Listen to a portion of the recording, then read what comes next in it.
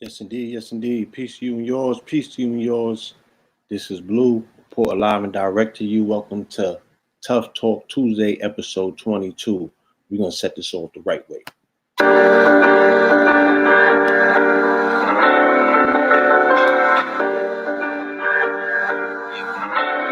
a good scene, isn't it?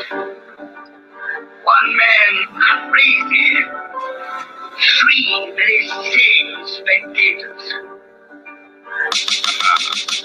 If you stripping to get through college, instead of Gucci shoes, spend a few chips on knowledge. You need to know the ledge. This is not the time for blowing bread.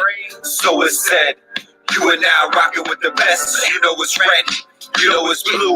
We wishing you the best, you know it's true. Out of murky waters, the lotus grew. Out of murky waters, the lotus flew. 56 soda blue. Look at what we doing with the knowledge. We developing a cyber college, building a machine with these cyber dollars. We brought you the hottest breed of scholars to water your minds with alkaline seeds of knowledge, to resurrect the lost city in the sea of knowledge. I'm from the Brooklyn Zoo with a sign spread. Don't feed the scholars, know the ledge. Every Tuesday and Friday, at least 2 hours. Broadcasting from Ground Zero, superheroes. The new Twin Towers, red and the blue. The new Jack Bowers, 24 hours of black and more power. Hotep, Islam, peace, God, shalom. Welcome home. No a man should have all of that power. Return of the superhead rules in this age of Waterbury. We in the Matrix, auto staring, hydroplaning down the information highway, hanging out the window, shooting at the agents sideways. 9 p.m. Tuesdays and Fridays. It's Tuesday. If you coming at it sideways, you can say I did it my way. The good Dr. Sinatra, I'm Bojangle, the fallen angel, the Church of Satan. When we gonna see the church debating, the earth's awaiting. Meanwhile, back at the ranch, the earth is shaking. We birth the nation, we percolating. We easy to swallow. The information is hard as hell. The bills is in circulation. Impersonations, hard to tell. Disperse is hating. Somebody go run, tell Gargamel. Gargamel! Oh, please don't be frightened. I'm terribly sorry about this.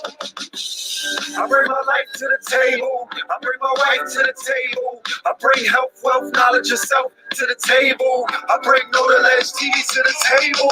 Conscious cable. I bring Know the Ledge radio to the table. Conscious radio. Conscious Wikipedia. I bring DVDs, books, Know the Ledge media to the table. Killing fables to the families of the royals. I bring Kings County to the table. Rejoin the royalty. The melanated Clark Gables, soldier culture to the tables, the superhead rules to the tables. I bring 7 heaven seed balls to the table, soul water to the tables. Red and blue, the Big Daddy Kane, ready, willing, and able to walk you through my sables, full length sables, back from the future like Bishop and Cable to introduce the freshmen to the X-Men. In all of their candy excellence. No question, class is in session. Report to the chat room, pen and pad in hand. You wanna be there early and beat the caravan. People storming the gate to get a plate. The lines packed like the Happy Land. Either open up with the latest cuts or the rap tools that bump out the latest trucks. From 9 to 11, we do it in the dark like we used to do it in the park for the most part. For the very second that the show starts, you're witnessing a pose off, think Mozart, huh? The love received so far has been so hard. There's a few dudes to front, but they medullars ain't sharp. Then they so soft. Don't be thrown off, then he's so off. Avoid them at all costs, like raccoons or skunks. Go back to the regular scheduled program. The program is sponsored by 7 Heaven. What else in hell can you get an open line to heaven at 11:11? Emerge at the other end of those meditation portals. There's elevated mortals, even some immortals. Any questions, comments, or concerns? Press 1. For everyone else, thanks for attending another session. I'm pleased to teach, but it's an honor to learn. Certainly, courtesy of KTL University. Oh, please don't be frightened. I'm terribly sorry about this. You are?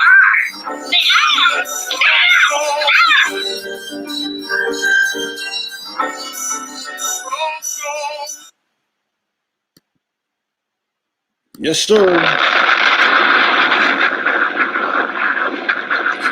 Yes, indeed. KTL presents another episode of Know the Ledge Radio Tough Talk Tuesday. All right, episode 22 featuring Blue. And with no further ado, man of the hour, Mr. Ken Billions. What it do, bro? Peace to the God. What's happening? I'm in the whip right now. What's goody? I see you got a new setup too. I got a new setup. You know what I'm saying? Okay. And it's necessary that we open up the right way. We take it back. We in the whole 10-year anniversary move. I know the Ledge Radio. Yeah. I got an opportunity to tap in the day after we did a program, celebrated that anniversary.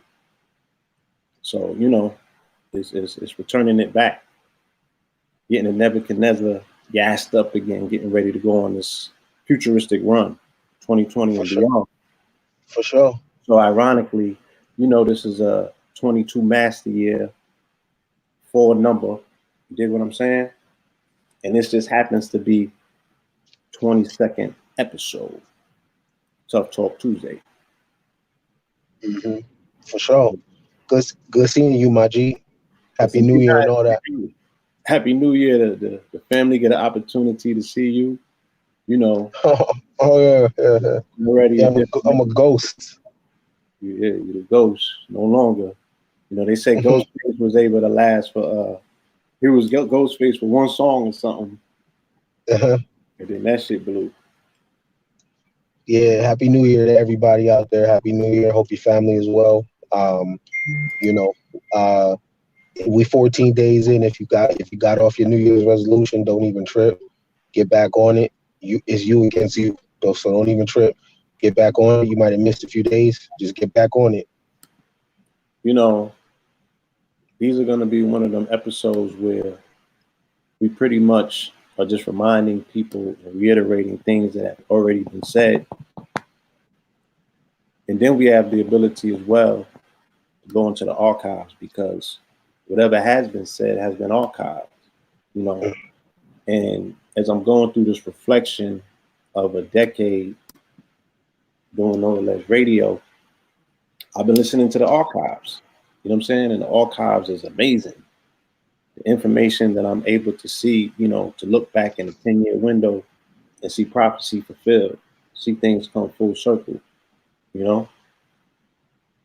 So even with all that being said, even the sentiments that you just expressed, I wrote a post. So I shared a post on Monday, and then I added some commentary to it.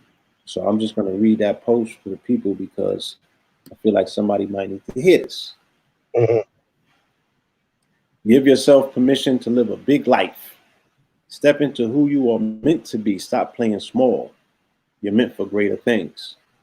Now, this quote in this post is attributed to Diddy. Diddy was going in his bag and just giving people that level of motivation. You know what I'm saying? That this is the time, this is the period to step into your true self. You know what I'm saying? Step into the greater you. And then I'm listening to the conversation that was had as well yesterday with Will Smith on the Breakfast Club. Mm-hmm. And he was making note of the fact that, sometimes we have to create these avatars or these other personalities that initially service us, because we're coming from a place of trauma. We're coming from a place of despair. Some people are coming from a place of desperation. And you create these avatars to represent you as a vessel in life. And then at some point in time, when you outgrow those avatars, how can you be genuine to your genuine self if you're still serving, you're holding space and you're serving energy for this entity that is not authentically you? And I even think back to 444, you know, and when Jay-Z had to get into another bag, right, as a man, as Sean Carter, as a family man, that the man that married Beyonce Knowles, and he had to sacrificially pretty much kill his character. You know, he started off the album with Kill Jay-Z. You know, and the people who understood at that time with the construction of Jay-Z entailed, and the fact that he said, I'm a businessman, and you understood that that entity held so much stock in the minds and the hearts of melanated people, particularly of our culture, for him to step out there and to sacrifice himself, sacrifice that particular character, so he could get into a place where he now performs contrition and asks for apologizes and asks for forgiveness, you know, in front of the world. You know, I think that that kind of set a precedent for this escalation of what we see right now is grown man rap. And grown man rap don't necessarily just mean niggas getting in the booth, right? Mm-hmm. Grown man rap is you have these people who are rappers that are now coming of age and a level of maturity, and now they are the voices in our community. They are the ones that have turned all of a sudden into the big homies who are able to now go back and then Nebuchadnezzar and reflect and bring stories up, and then just tell you about the alchemical process of what they've gone through their growth, you know what I'm saying, learning things and picking up things along the way, and the fact that they are no longer recording, now they could be their authentic selves.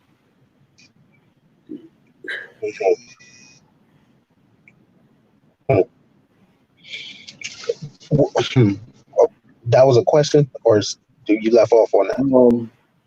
No, I didn't leave off with a question. It pretty much was a summation of what I have been observing in this new year in terms of these stories of inspiration and this echoing of the sentiment for people to not give up on their dreams, not give up on themselves.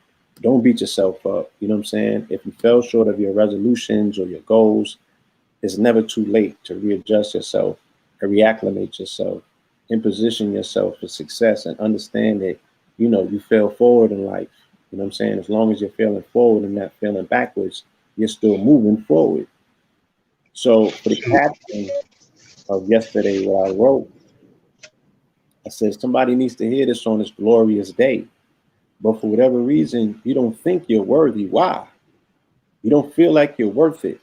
But the boy who was riding in the short bus is now pulling up in the Wraith. How? Who convinced him that he was worthy, or did his early conditioning in life prepare him to not only see himself in a different light, but also helped him overcome any self-doubt or give two damns about what the next man thought? Your condition created the opposite in you. It may have enabled you to think that people actually like you in this world, or that this is a fair world. Well, it ain't. You're gonna have to work, but you're gonna have to work, but you are worthy of the rewards that come on the other side of hard work. So many people making excuses for mediocrity. So many people have abandoned the tenets of faith and belief in the society because of their inability to separate their abuses from religion with the rest of their existence. Whereas those tenets are necessary for supernatural success. Get in your bag and get out your way. Remember, as a man thinketh, tell yourself repeatedly, I am worthy. You know David Goggins, right? Absolutely, yes. David Goggins is someone that I'm afraid to look at because of his ability to tap into his dark side and go deep of pushing himself. You know, he pushes the barriers. He shatters, you know, all level of you know what I'm saying, people stationary, stuck in drive, or stuck in neutral, not knowing whether they're going to go forward or backwards. He'll break all of that just by observing them, because his kinetic energy is so active by looking at him. So yeah, I'm familiar. So I'm afraid to look at him because, if I feel like I haven't pushed myself, then he's not a person that I like to look at, because I know the things that he's willing to do, and I know what he's willing to put his body through to get to. And there's no rewards for what he does. It's a self thing. So I'm saying that to say, he once said that he found the confidence in himself by pushing himself to the brink of almost death. Yes. And he was wanting something that wasn't of this world, though, right? There is a problem a little bit with guruism, and guruism is telling everybody that they're great. That's not true. Telling everybody that how would a person know if they're worthy or not? When you make public proclamations, you know what I'm saying? When you make public proclamations, you're cutting through the algorithm. So everybody they hear is not going to resonate, but the people that it do resonate, or the people that it do hit, that's who it's for. You know what I'm saying? And then the fact that the internet is what the internet is, and it's a digital catalog, these are things that people can come back to. These are things that people come into contact with at other points in their life. There's graffiti on the wall. You know what I'm saying? It's just digital, so it's not going nowhere. So I can't necessarily self-determine who is templated to receive my message, but I said, yo, somebody out there needs to hear this. So it's going to connect with, the people that it's intended to connect with as an energy frequency, because there are definitely some people out there who need to hear that, who need to be reminded of that. So Blue, so you yourself, you gotta, I can't do what you do, right? You nice with the pen. You're a great wordsmith, right? So no, I'm just saying though, I write in slang, bro. I read your work, and I'm a fan of your music, so I'm not gonna accept that. You have a listen what I'm telling you. Creating black holes. Yeah. No, listen what I'm telling you. Like, just where you put where I can barely spell, bro. That's the truth. So what I'm saying is, when it's time for you to write your magnum opus, the reason why you're worthy to do it is because of your back catalog already. You have the results that show that, you know what, you got a magnum opus coming down the pipeline because of your back pen game, because of your journalism and other things that you do. You have a point of reference. So what I'm saying is the reason why you don't feel innovation. There was a time where you study this country, innovation was just happening every single day. Right. The reason why creativity is so low is because everybody thinks they're popping. Everybody thinks they are worthy. Everybody thinks they have self-worth. And with no results though. With no results. So like I said, when I look at David Goggins, I turn my head because I know that I didn't run my form of 200 miles. So I can make that public thing, but what does it mean though, right? Because what does the results say? And we live in a space now where people are doing the bare minimum, saying they know their worth. In a society that's based on markets. So you have people that are doing absolutely positively nothing, and they say they know their worth. They make these public these affirmations. because we're in a space of guruism where it's a form of welfare, where all you have to do is take a nice picture and you can be praised. People look at your picture and say relationship goals. They have no clue what y'all going through, right? Yeah, So you could do the bare minimum. Oh, so let me say this last thing. So someone like Diddy, the reason why he's a problem is because I told you he had an interview with Ray Diallo, right? absolutely. Ray Diallo wrote the book Principles. He's a top hedge fund guy. Absolutely. Diddy does not talk about none of that shit. Absolutely. What he does tell you is, oh, you're great. You can be someone. Man, listen, people need to know how money works. And if you're a person that has generated $1 billion in your lifetime, I think you have an idea how money works. But if he talks about how money works, then people won't look at him as God no more, because people will have their own shit. Right? So when you have guruism, Right. that's another religion, people won't strive. You know what? You know what I'm saying? What we can identify and recognize at this particular time is that what Diddy is expressing is a result of niggerism. You know what I'm saying? And niggerism is a condition that emphasizes in the mind of, you know, its inhabitant that there's never enough. You know what I'm saying? So niggerism would have somebody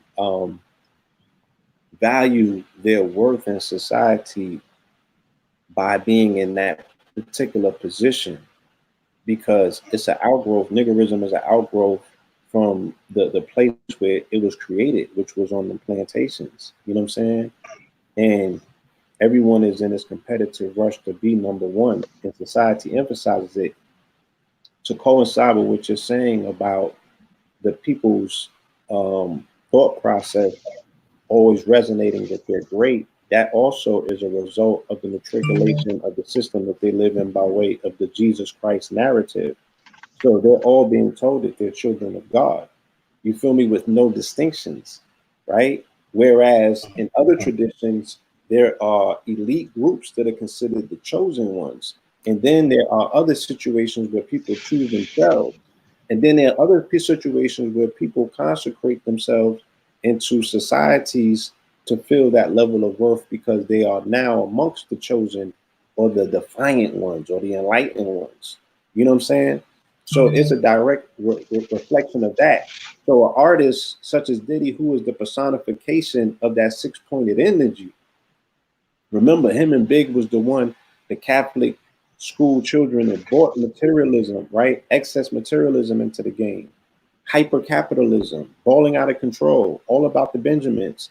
So he's a person that initially even spawned hip hop into become the economic engine that it has become. But that person is also in the room now, or he deals with a hierarchical system where he know that he's the little nigga in the room. You know what I'm saying? He around a group, this the Ray Diallos and the billions and the trillionaires. He don't feel worthwhile to say, look, I'm gonna pass this information on. You know what I mean? Because his heights is still, or his sights are still on those heights. Now, I think that that's what gives us the ability, right, and the power in this particular day and time, especially in the position that we're in, especially as media, that we can actually infiltrate and Trojan horse a conversation like that to get some information out of him and put him on the spot to say, look, this is what we demand to hear from you brothers at this particular point. Y'all need to give master classes on finances. This is a new day and age, and this is a new day and age. In the feel goodism, we've had enough of that. Let's get a producing class from Dr. Dre online. You know what I'm saying? Let's not allow to check out what these talents that you have. Since we understand, 1 second. Peace, God. Yeah, I'm on the show. You gotta but if you come through, just knock on the door. All right, do what you got to do. All right, peace. Yes, sir. Peace. Plug. So, his nigga still got smoke. Okay. Yeah. No, you're absolutely right though. I think those. Well, I was gonna say I think those gentlemen are in a position now to teach. Like I'm not the person that count their money, right? I don't. I don't believe in my brother's keeper shit. People could do whatever they want with their funds, but it's the information that you have, right? So in guruism, Yes. it's handicapping the people. Look, I'll give you a good example. My struggle at this moment in my life right now is how do I take it to the next level with myself, Yes. right? I can't even tell you that I plan to get where I'm at, right? And I know that, where I'm at is goals for some people, but I'm through with it though. You feel me? So how do I go to the next level? I heard all the information. I read hundreds of now it's about focus. The ability to focus 8-9 hours at one time on one thing, right? It's called deep work, right? That is the dilemma that I'm in on how to go to the next level. And I don't want to hear guruism. I don't want to hear someone tell me that I'm fired and I know that I did the bare minimum today. I don't want that. I'm cool on that shit. Don't call me God. You know what I mean? That's the beauty of the internet. You know what I'm saying? Is that you have access to so many different troves to drink from. You know what I'm saying? Everybody doesn't necessarily have to drink from the same stream. So the shit that don't work or necessarily move you per se, that's not what you necessarily gravitate towards, because there's a wealth of other information that can connect with you, you know what I'm saying, and reach you where you are at to help you propel you into that space that you want to need to be. Whereas some people still need the guruism, at least to even get them to the space. You feel me? You talking about you already got into the motherfucking batter's box and took a swing. You know what what the bat feels like when it hits the ball. These people ain't come out the stands yet, bro. You know what I'm saying? They ain't come out the locker room yet. So this is the conversation in the locker room to get them to the motherfucking field to even prepare to swing the bat, because this year is going to be a lot of that. There's going to be a lot of, these breakthroughs are going to come from places that are least expected, and the people that are going to be activated and come online are the people who you would least expect to come online. So at the same time, there's a plethora of information for you to deep dive into, and for you to master that particular angle of speaking to people that are now showing up for the master class. And I like to think that that's what Tough Talk is about. You feel me? So, I had already read your mind before you was going to even get into what you got into. So I got a whole list of radialo pulled up, and we could go through that. Oh, my dude. You know what I'm saying? Because don't think that, I've been spending the last few days engaging my audience, you feel me, with some of his quotables. And the conversations that have ensued from this language is a different conversation, and it connects with different people. So even I'm able to see in my downline and on my timeline, I have different tiers of people that resonate with information in a different way. Like I'm finna throw some 44 information out. There's people that I know that can bite on that, and there's other people that still, you know what I mean, they can't grasp their mind, let alone their mouth around that. So I'm understanding that, even in the internet shit, it's different tiers and it's different columns, But this information right here on some Think and Grow Rich shit, everybody could benefit from this because life principles, And I'm like, okay, this is where we can keep the conversation at, right? So ironically enough, the first quote that I pull up, you know what I'm saying? Because, like I said, the patriarchy is all about, spirit controlling the Nebuchadnezzar. So it says, life principle, appreciate the art of thoughtful disagreement. And the caption goes, in presidential debates, what I love to see but have come not to expect is thoughtful disagreement.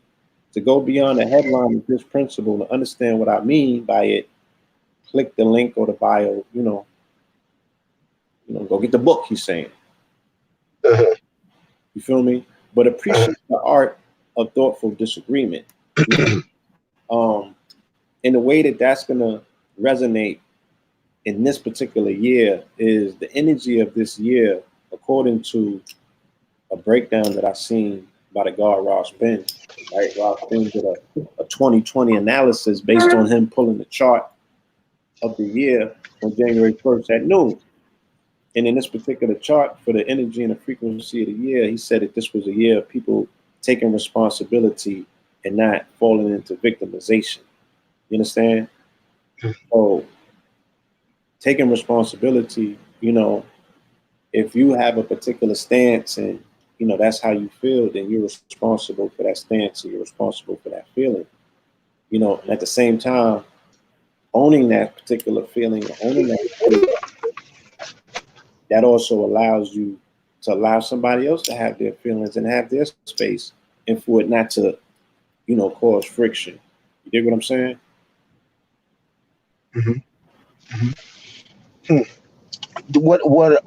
How many principles do you have?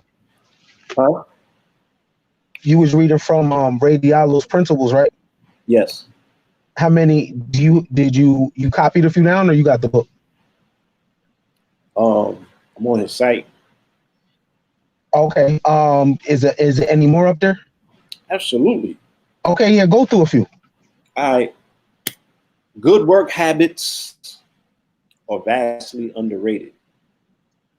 People who push successfully have to-do lists that are reasonably prioritized, and they make certain each item is ticked off in order, right? So now he's talking about that habit. You feel me? Echoing or mirroring what we opened up episode 21 talking about. We opened up this new year talking about what? What are your success habits? Right? Mm-hmm. And we got through some of them. So what he's talking about is having a list, you know what I'm saying, and being able to work effectively, having your goals set out in front of you, your daily goals, your tasks set out in front of you, having them organized and being able to look at them and say, I executed these, crossing them off, being consistent with yourself, being, having that particular regimen that you don't stray from. These are the things that are going to guide and direct you through your day. You feel me? And I've struggled with that myself. So that's definitely something that I needed to hear and I needed to read and be reminded of, And I've been good. I keep my books with me. I got my 2020 planner, you know what I'm saying? And I do my, I jot down daily what I need to do in my section. And I do it and I cross it off. And that has been working miracles for me. You feel me? And I think that, especially when you show up, the more that you show up regimented, the more consistent that you are with your regiment, you create a frequency and a vibration where the universe now hears your seriousness, right? It's almost like I'm listening through the archive and I'm listening to the Mount Shasta recap. In the first Mount Shasta recap, we had an elder come on who was part of the Lakota Nation who led the prayer that we did. That prayer was right before the Standing Rock decision had turned around, right? Because in the teepee was elders whose children had went to die at Standing Rock. You understand? So the prayers that they were doing in the teepee from 9 p.m. to 9 a.m., there was a level of discomfort that you put yourself through to get the attention of their deity to show them that they are serious enough to beckon on his call to have whatever blessings pass. Now, I understood the ritual and the theory in it, you know what I'm saying? and I had to physically undergo it, so I definitely felt what it was about. You know what I mean? And I'm like, yeah, this is gonna consecrate. You know what I'm saying? And ironic, or I can't say ironically, but coincidingly enough, the next day, instead of them going in there and shooting down protesters like everyone said that they thought that they would, they had came to amicable terms and nobody died. You know what I'm saying? And the people actually got to stay. And right before the prayer finished, around 9 a.m., the sky opened up and it started raining. So the elders took that as a sign that their prayers had got through, you know. And I'm saying all that, I bring that particular story up just to talk about when you start emitting a different frequency, right? Because you're rooted in the thing. You know what I'm saying? You go from a belief state to a gnosis state. When you 8 or 9 hours into a ritual, you feel me? You're totally tranced and you're totally there.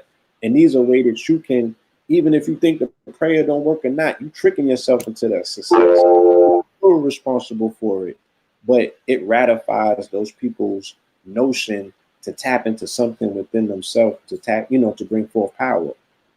And it's the same thing that we're talking about, these success rituals. When people want to tap into supernatural success, when you want to move into that space that you've never been in, and that's what 2020 energy is about, you have to be willing to put in the hard work. It's like going to the gym. You're not going to pop those extra muscles out if you don't break through your threshold. You have to sacrifice your body. You dig what I'm saying? Same way that you're talking about with Dave and Goggins. The difference is I would never look away. That's the difference. Because he's only going to motivate me and remind me what it means to break through my threshold. And I need that. I need that on a daily. You feel me? I appreciate it. It's food. So. Yeah. So I look away because to me it's So his contribution, right? His contribution is willpower, right? So I only needed to hear it one time to know what it was. And I'm like, damn, this dude is the shit. Because what he does, there's no trophies, right? There's nobody at the finish line when he does what he does. It's a self thing, right? So I look away because it's a sign of respect. Like, you know what? Yeah, you serious about yours? You going all? Yeah, man, and yo, and the thing, and yo, it's so. But what I do know is about that energy that you're talking about is, all right, when you set goals for yourself at night and then you smash them the next day, you feel a certain type of way, and I notice there's a momentum that carries over. Not only does the momentum carry over for the next day, is when you go outside, all of a sudden you find yourself in lucky positions. Bro, you like this, you break through. You laying wood different. Oh. Smoke different. Real talk. Like your swag, it's on a different level. Your shit is like, yeah. I did that. I did that. Yeah. You feel me? Yeah. I get hyped. Yeah, for sure. Like, because I crave working out. I'm a workout junkie. So smashing goals and smashing and all of that, it all resonates. You know what I'm saying? And that's that same particular energy wheel. And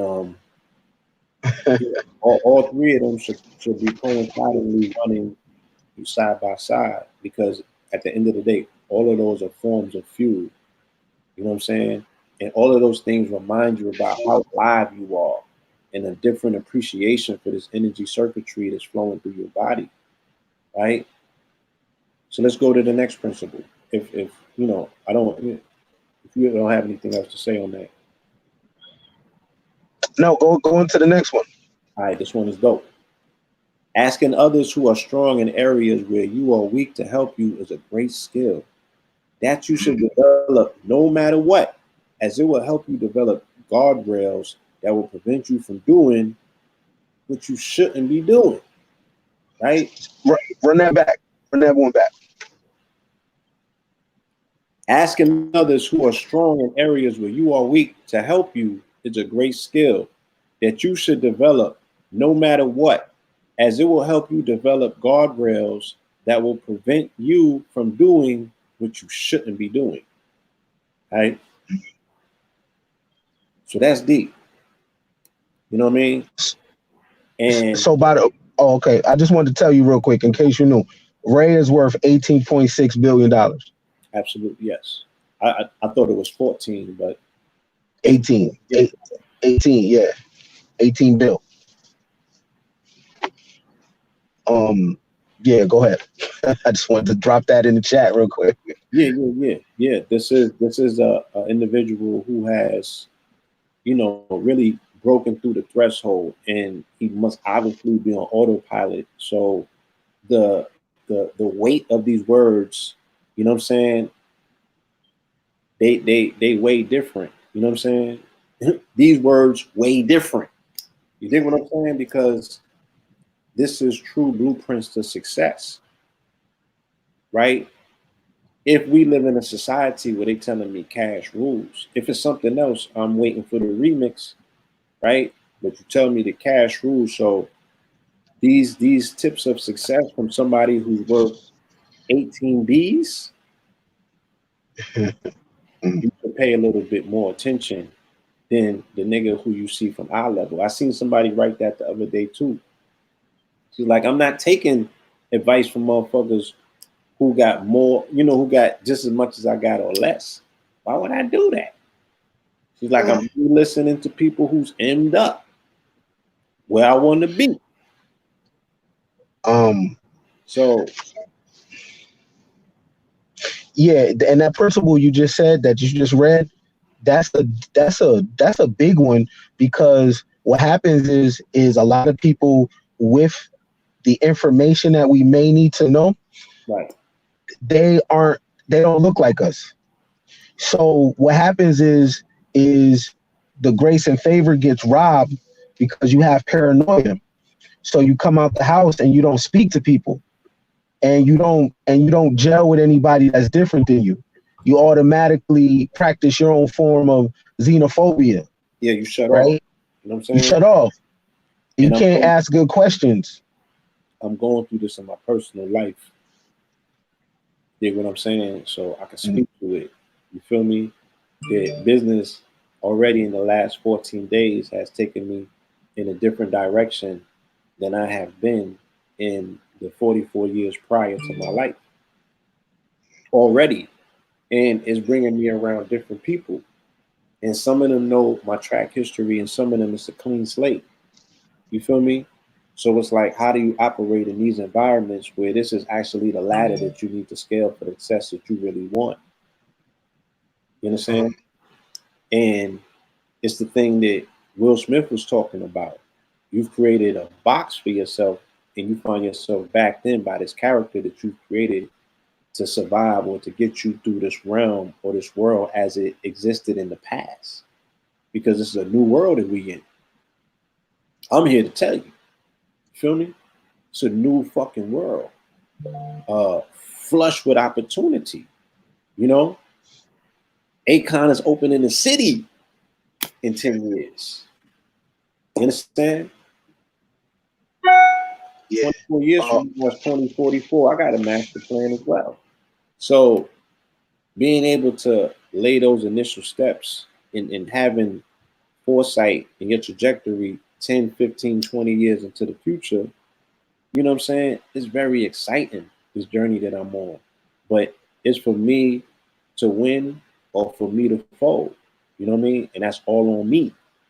So there has, I'm having constant conversations with myself about strategy and about killing off my old self to allow my new self to live. You know what I mean? And this is some real shit. And sometimes the shedding of the old skin is being around a new set of people. And I know that is against a lot of the teachings that a lot of people have of opening your life up to new people. And I'm only talking about quality. And just because somebody is white or Mexican or Chinese, that don't mean they're quality. right? So I'm only talking about quality. I'm only talking about people that bring a new season into your life for your personal advancement. And Blue, talking back about that energy you was talking about, I personally believe you get that energy when you're in the me business. Right. We be in the we business. Let me tell you what I mean by that. I don't mean personal people that you know in your social circle. You know, your moms, your pops, then extended family, god brother, homies, shit like that. That's your people. That's the people that's gonna show up when you pass away or whatever. We be in the we business of the whole planet. Right? So strangers in Madagascar, strangers in India, you know what I'm saying? So over there virtually and lifting over stones and this is, I know what this is. Yeah, like here first, move, nigga. Yeah. A dude can go. So I'm in the DC area right now. So a dude could go through something in New Mexico, and we be like, see what they do to us? I'm like, I don't even know this nigga. No disrespect, I don't, because so if we do that, then we should do the latter too of when somebody is winning, right? So when Jay-Z did his deal with the NFL, people wasn't saying we. There was no French there. It wasn't we. But if a random nigga gets killed, we share that pain and be like, see, look, see, right? So we be in the we business. We know what that's about. Huh? No. What I'm saying is, if we're gonna be, it's smarter to be in the me business, because when you're in the me business, you have that frequency in your life, that momentum of, you know what, I smashed my goals on Monday. Damn, I feel great. Damn, and then you do it Tuesday, and then you do it Wednesday. And when I'm actually studying billionaire habits and millionaire habits, when I'm observing them, because here's the ill thing, Blue, these motherfuckers are talking right now. Tony Robbins is interviewing them. You know what I'm saying? Like Ray Diallo, a dude that's worth $18.6 billion is talking. Warren Buffett and Charles Munger, they are talking. Mark Cuban, they're talking. They're talking about what they do. And what I realized is it's like an avalanche. All of a sudden you find yourself doing, for 7 days, you did everything correctly, right? That 7 days turns to 14. So there's compound interest with energy. Thanks. All of a sudden, if you had a fire ass month, Blue, then you going into the next month, yo, what's up with you? People feel that shit on you, dog. Yeah. And that's what happens when I think these people have scaled in their business practices of that momentum compounds, not just people in business, but goddamn Simeon Panda, that nigga energy look crazy. You know what I'm saying? So physically in the gym, he killed it for 30 days straight. Then he added another 30 and another 30 and another 30, right? Yeah, he's stacking on top, baby on baby. Baby on baby. Yeah. Baby on baby. Yeah, baby on baby. Consistency. You knocking the shit out the park. And next thing you know, it's a home run junket. And this is what I'm talking about, because if you can loop a 7 is going to stack to a 14, and after 21, it's a habit. So now you want cruise control. You feel me? So this is why, once again, I was emphasizing the people with, the science, the metaphysics and the science that I will be sharing this new decade is only going to be targeted towards self-development. You know what I'm saying? And what I was explaining to them is that if they tie themselves to the trajectory of the sun, right, leaving its grave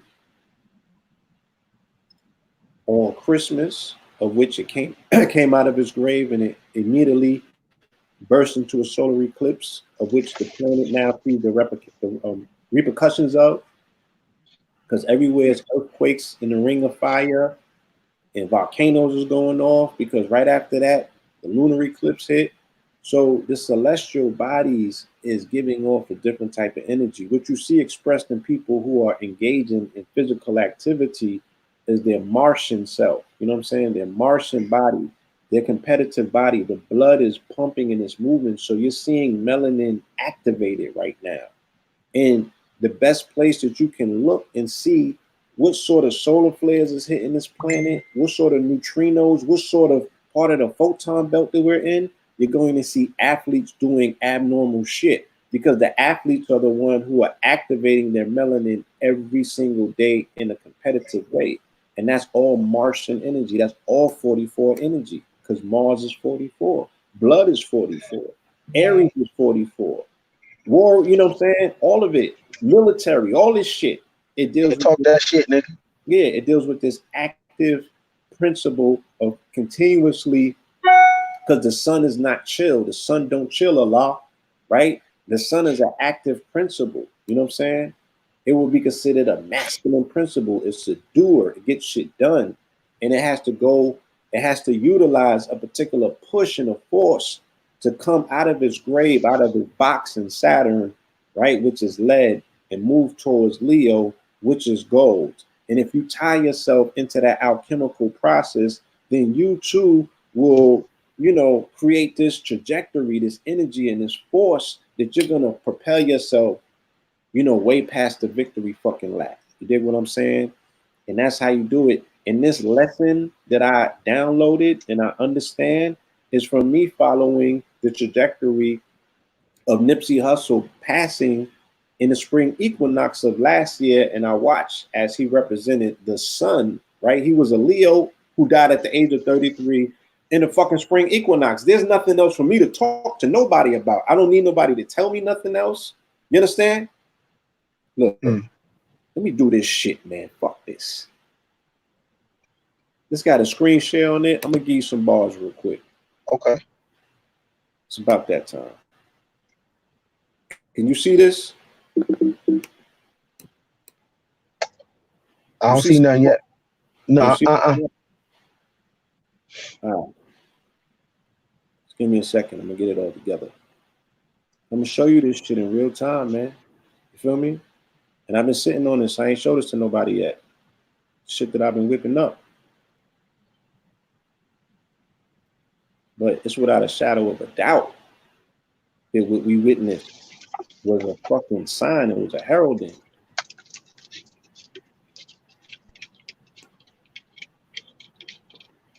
All right, share the screen. Your entire screen. Yeah, share the fucking screen.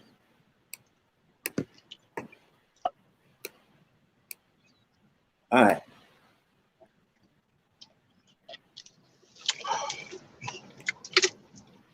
Can you see this now? Yeah. You see that? I see what you see. Okay, so this is Nipsey Hussle, right? This is his motherfucking numerology. This is his gematria, right? And what I'm explaining to people is that the way that you arrive at someone's numerical frequency, the numbers that you come with are numerical frequency. And I had this conversation the other day with people. I say, look, you chose your mother for a specific reason and purpose. You was in her triple stages of darkness, right? Which is symbolized by the time that we're in. Capricorn is the triple stages of darkness. Capricorn, Aquarius, and Pisces are the fourth quarter. It's the last quarter of the fucking calendar year, of the solar year, right? Or the lunar year for that matter. The lunar year, not the solar, because that's the calendar that they on. So this last quarter of winter is the darkness. It's where the sun dies, where they say 3 days is the 3 months of Capricorn, Aquarius, and Pisces, the cat, right? And then it's reborn in Aries. Am I making this up? Is the spring equinox not in Aries when fucking Easter is? Huh? So the numerical frequency that you come with, right? Because you chose your mother and she gave you a name. You know what I'm saying? That name, even if it was Bartholomew, there's an etymology to that, right? But if your name is Luscious Lexus, there's still an etymology to that too.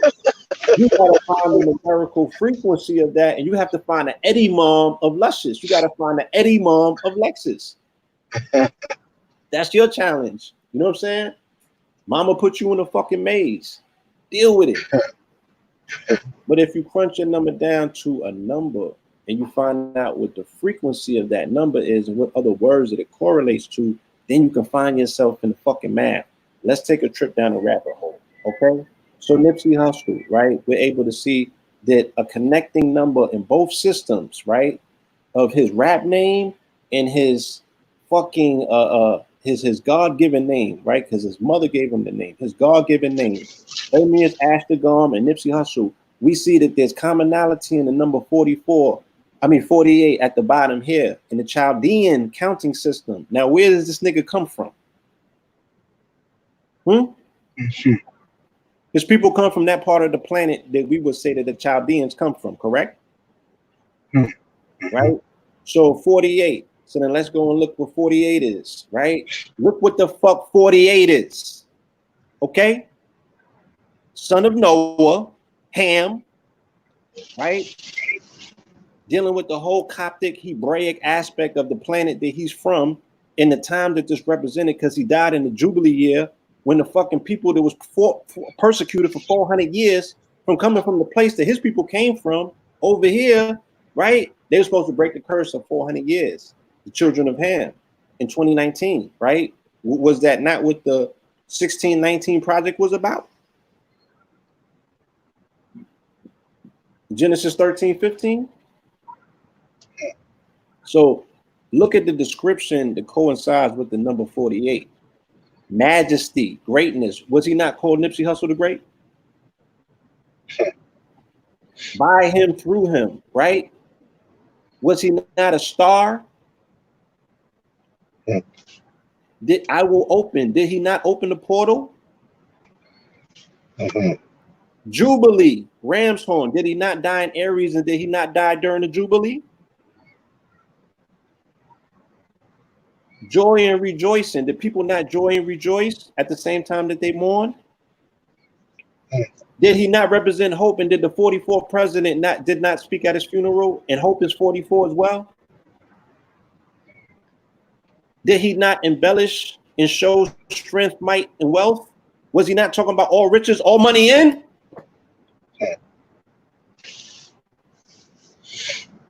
Was his shit not about increase? And was he not about taking care of his seeds, the fruits?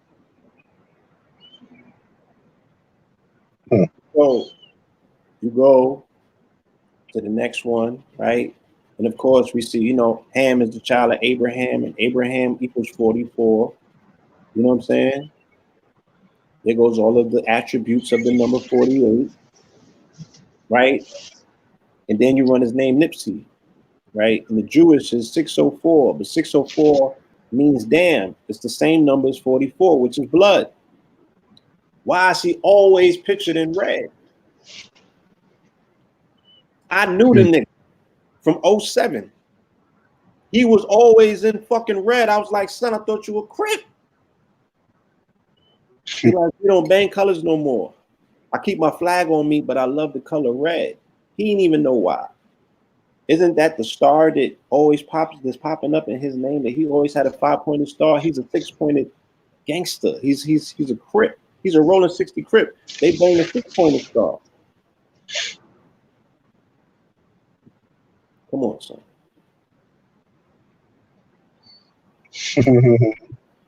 Right. My people did a reading for him the night that he passed. This was the reading that came up. This was the hexagram. Dark forces return suddenly and unexpectedly, no matter what is formed, whether as malicious or evil-minded person or as a temptation of an influence, it will in some way be bad influence and cause harm. If the dark force is a woman, she has great power, even though she appears gentle and weak. Now, I won't speak on what I've been told and what I heard about who is responsible or who has something to do with or who knew about X, Y, and Z. It's not appropriate, right? But even, getting into the strength card is a reflection of his sign. He's a Leo. You know what I'm saying? Hence the fact that his album came out on 2/16, February 16th, which if you add 666, you get 216. But 216 is the number of Leo. It's the number of the lion. It's the same day the Black Panther came out. During the NBA fucking All-Star weekend. So, I mean, you know, I just leave it at that. Go ahead and drop a bomb. Go ahead and drop a Funk Master Flex bomb on yourself. Yeah, this is you know, somebody fucking screen record this and send this to Whack 100. You right, my nigga's not a legend. He's a fucking icon. Go ahead and drop a bomb on yourself. Go ahead, my nigga. Do your thing. There you go. So I don't ever want to hear nobody talking shit about Nipsey around me. It's impossible. You know what I'm saying? He's exactly who the fuck he said he was. But more importantly, he was a heralding. He was what you call a harbinger. He was a sign of things to come. You know? So his heralding was a sign of things to come. Those things have came already. Okay? And now the sun, once it left out of its box and it was reborn on Christmas and it blossomed himself into a solar eclipse, it's going to culminate on the very day that's the summer solstice as a fucking eclipse. Okay? So that's Christ. Don't give a fuck what nobody talking about. Christ has risen. Get out your feelings. Get in your bag, my niggas. This is not fucking play. I could spin it inside up, right side down, and show you this shit, but I'm gonna live it. I'm gonna get through it. I'm not gonna waste these bars on trying to convince niggas what this shit is about. You dig what I'm saying? Because look, while I'm at it, shit, let me just get all of it out. So y'all can run tell this. You're like, oh, blues bugging. Yeah, okay. I'm really about to go up a deep thing. So this is the Tesseract, right? And this is how my fascination with fours begin here, right? They begin right here in your motherfucking DNA. Because the DNA has a shadow, it's mirrored. So those 4 strands you see have a 4-strand mirror. All of this science explains all of that. How they said when they researched DNA at its subatomic level, they found the genetic code that they find in computer programs. So for every code you have a ghost code. You have ghost code, right? Because you come with the ability to make free choice. The universe don't know whether you're going to say yes or no, so it has to have an option for both. This man was responsible for that. Where he at? We can get to that, yeah. But let's run through the 4s, of course. 4 forces of nature, fundamental forces. You know, the Jed pillar. And I cracked the code on this shit crazy. I'll get to that at another time. But I cracked the code on this shit. Wild style. Right? You got 4 valves in your brain. You got 4 lobes in your brain and 4 valves in your heart. You know what I'm saying? There's 4 states of energy. It's 4 parts to your atom, not 3. Electron, proton, neutron, and a nucleus. Come on, they spinning you. Birth, death, decay, and rebirth. They spinning you with the 3s. No disrespect. I'm just saying. The cross ain't nothing but the cube. Okay? The cross is nothing but the fucking cube, the cosmic cube. Get out of your way and get out of your feelings. So they would have the very first person to introduce the cube into the Marvel Universe was Iron Man. And Iron Man 1 is when they introduced the cosmic cube in the Marvel Universe, right? So they so cold-blooded to the point where even the person who plays Iron Man was born on 4/4. He was born on April 4th. Robert Downey Jr. Google it. And what is iron but the number 26? 26 is 13 plus 13, which is 4/4. Right? The same number as Yahweh. To the point in the fact where even when they had the Avengers on 44th Street at the motherfucking Marvel station, they had to use Iron Man as an advertisement to tie in the 44 energy.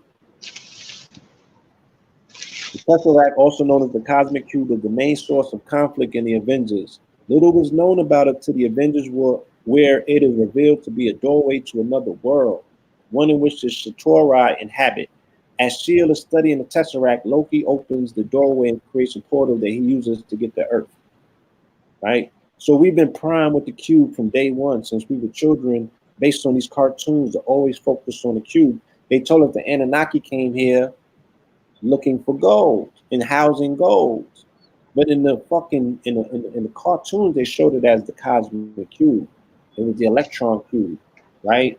Because the way that you compartmentalize or control energy is you put it in a cube.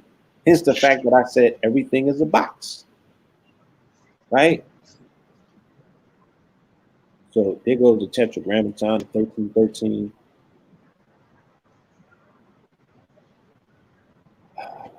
This man right here, Sylvester Gates. You know what I'm saying? He is the. Are you trying to show something on the screen, bro? There's nothing showing? No. Oh, I'm sitting up here freestyling. I'm like, nah, nothing up there, pimp. I'm throwing all them fucking balls at the wall. Niggas can't see Nah, that. I'm manless. I'm just you going. Keep going. But nothing's on the screen though. All right, we're gonna get to the screen. Yeah. We're gonna get to squirt. Y'all showed up. We're gonna get squirt. All right, tell me what you see now. I see your screen. Okay. See that? Yeah. See the DNA? Yep. Okay. So like I said, the DNA is identical. There's a ghost DNA for the DNA that you physically have, because that represents when you traverse to the other side of the universe or the other you. Now, this is not spooky. You have something that's called an electron, and your electron disappears. Where does it go? Right? Science said that your brain contains 11 dimensions, and each dimension contains 4 worlds. So even in your brain, which equals 44 gematria, you have 44 universes or access to them. Same way that somebody told me you got 44 strands that can actively come online. Now, let's just take it back to the 4 strands. Like I said, you have an identical strand that you don't see because it's part of your different, your hold on, it's part of that mirror self, that mirror universe, right?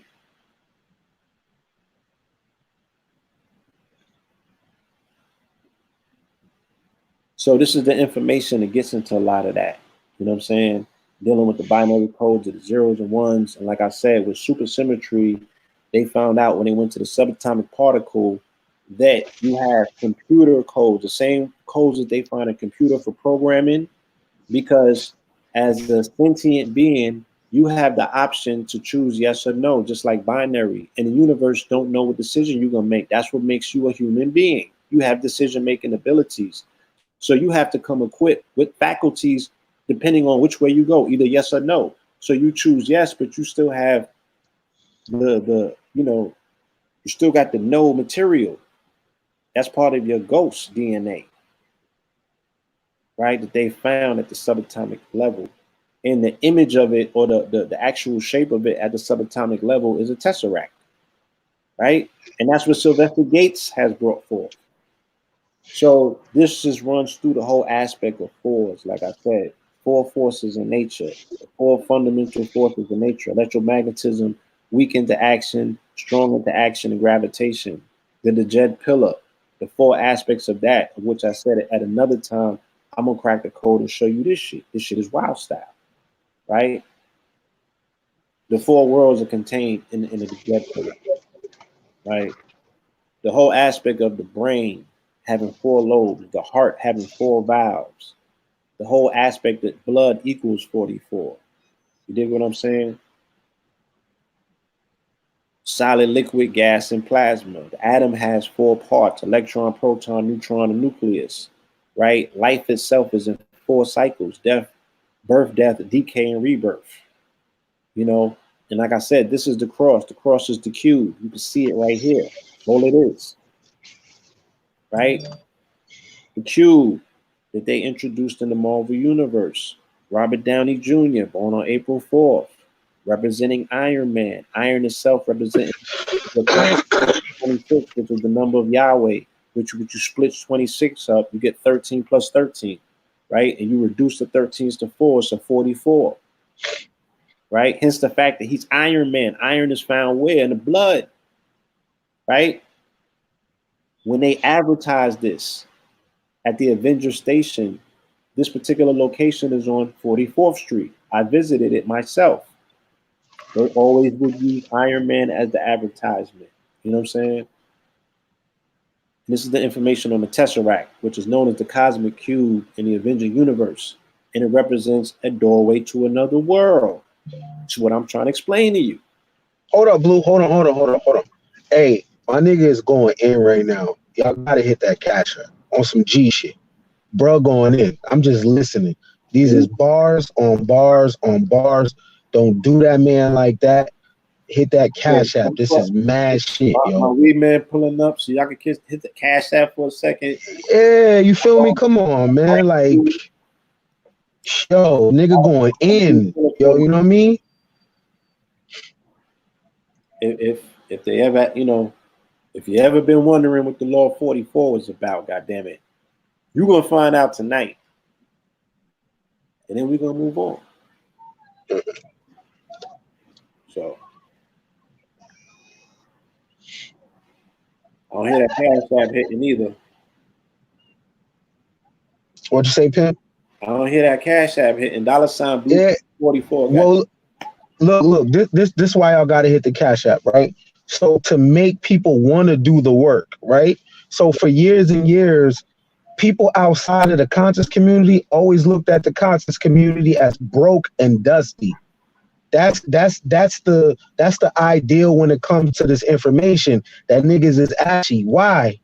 Because you don't support your peoples. You know what I mean? So you want to make it that men and women, boys and girls come or the next generation. You want to make it cool for them to do this shit. But if ain't no money in it, ain't nobody finna do this shit. Now this nigga going in. Now somebody got to tip the pastor. Just saying. Fair exchange, no robbery, yo. Oh, nigga left. Get his weed. My nigga about to spark up and everything. Man, listen. Now, go ahead, Blue. Yeah, I seen a little something come in, because I'm building with you. I'm showing you this shit. Like, my nigga, look, check this shit. Yeah, I know, nigga. You blowing my head off. Pause. I could do this without them, keeping game. I'm like, damn, nigga, what the fuck? I'm gonna cut this out. We could do this another time. For me, because you're right. Motherfuckers don't appreciate the higher realms of this shit. Let them figure this shit out, bro. I'm just like, fair exchange, no robbery. You know what I'm saying? Fair exchange, no robbery. And me personally, I always pay for game.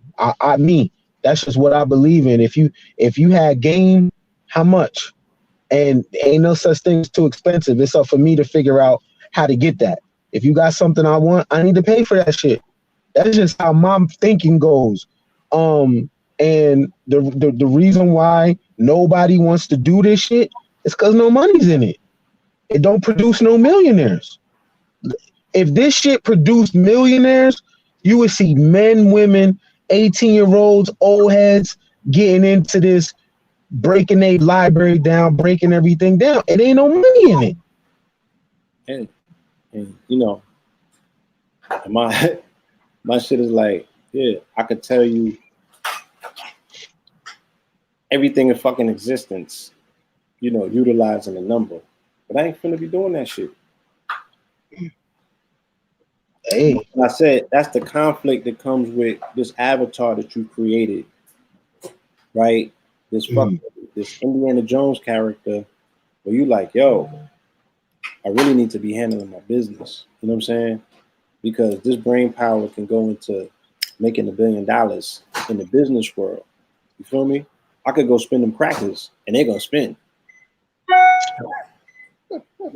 Well, we'll put it like this. Not just that. If you change your message and take the metaphysical principles and do the same thing in the name of Christ, Bro, people will support you. You want me to show you my minister license? I just got it. You just got ordained? Hey, you read my mind. You a fool. You a fool. Hey, that's what I'm over here doing. You crazy for that.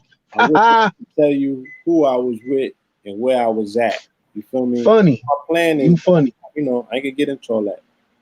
Yeah. Osho swag. I'm already knowing.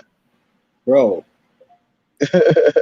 Yeah. You read my mind. You a fool. Yo, Scorpios, y'all motherfuckers is sneaky as shit. Oh, my mama. Nah, it ain't, you know. Never know what y'all doing. You know what I mean? You a fool for that. Nah, it's you know. That's what I'm over here doing. Like, okay, yeah, okay. It's yeah. Necessary.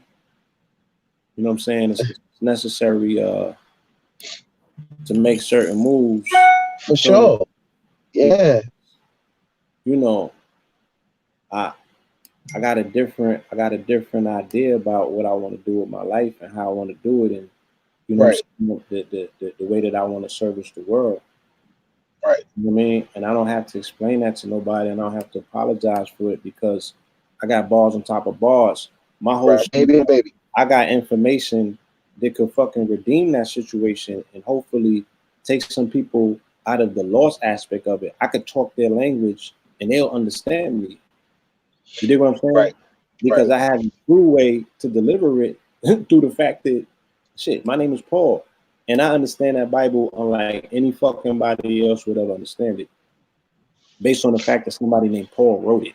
You dig what I'm saying? Right. So you see that? Hey. I'm gonna leave that alone. Nah. Okay. Yeah, for sure. You know what's up. You know what I'm saying? So yeah, you know, the Scorpios, we stay one step ahead. You feel me? And Blue, you know, you gotta people, period. Not everybody, but the ones that know, you have to go to the place where your legacy could live. Because legacy is just not things you leave behind in terms of life insurance, trust funds, estates. Legacy is the message that you leave inside of people.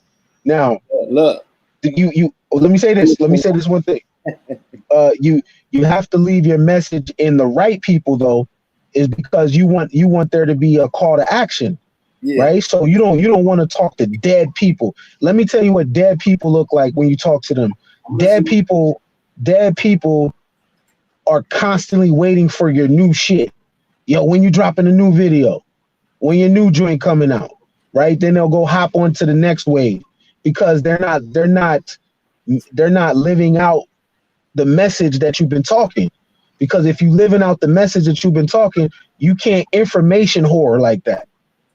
You know what I'm saying? So you want to pick the right people to put your message in so your message can live and have legs when you're gone. Yeah, so that's a good look, bro. You know what I mean? I'm already knowing what you want. That's a good look, and you got to go where you celebrate it. And yo, celebration is checks too, yo. I don't know why people think celebration is not checks. You got to include some money in the nigga pocket. Lord Jesus. My whole thing is that this is not a finesse move. You know what I'm saying? I actually have a plan, and it's a master plan. You dig what I'm saying? Because look, God damn it, hold on. Oh shit! I'm gonna show you part of my master plan. You heard? Yeah, nigga. Whoa!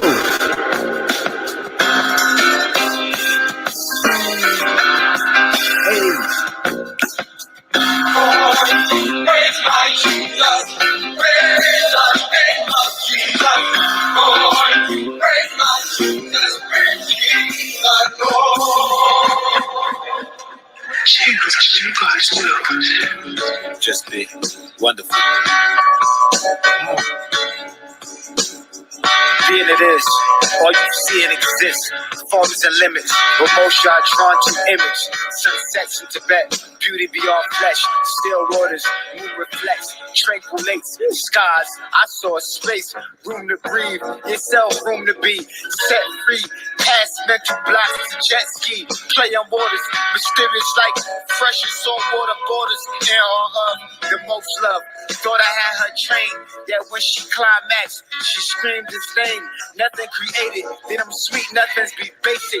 Past the basic, past the basis, past the statement, beyond the word. Love being here to observe.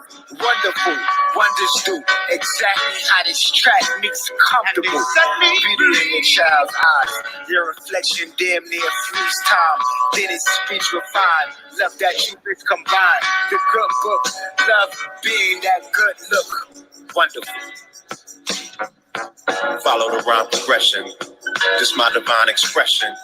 You can't put time on a blessing or age on a messenger. I smoke sage on the regular, prey on the predators. The days I was secular, now I pray on the regular. My Christ be molecular, I might be the replica. On my Pisces is vesica. Nightly I'm stretching ya, smashing it. Conceptions won't be so immaculate, questions won't be so accurate. The firstborn, curtains drawn, we the answers hidden in back of it.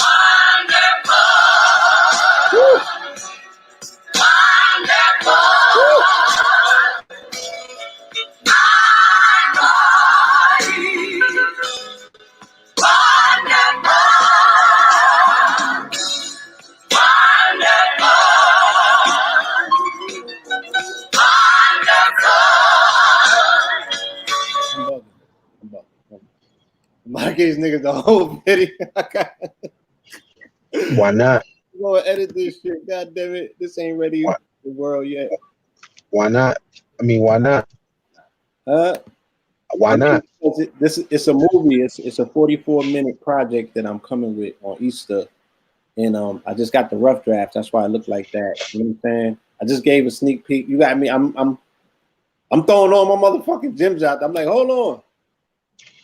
No, you know what though? You know what though? I'm glad you're doing that because so people don't get the start taking you for granted that you're common. Oh no, I am not them.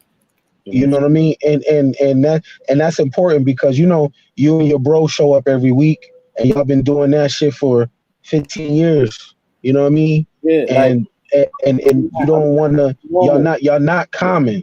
You're not common. I'm not common.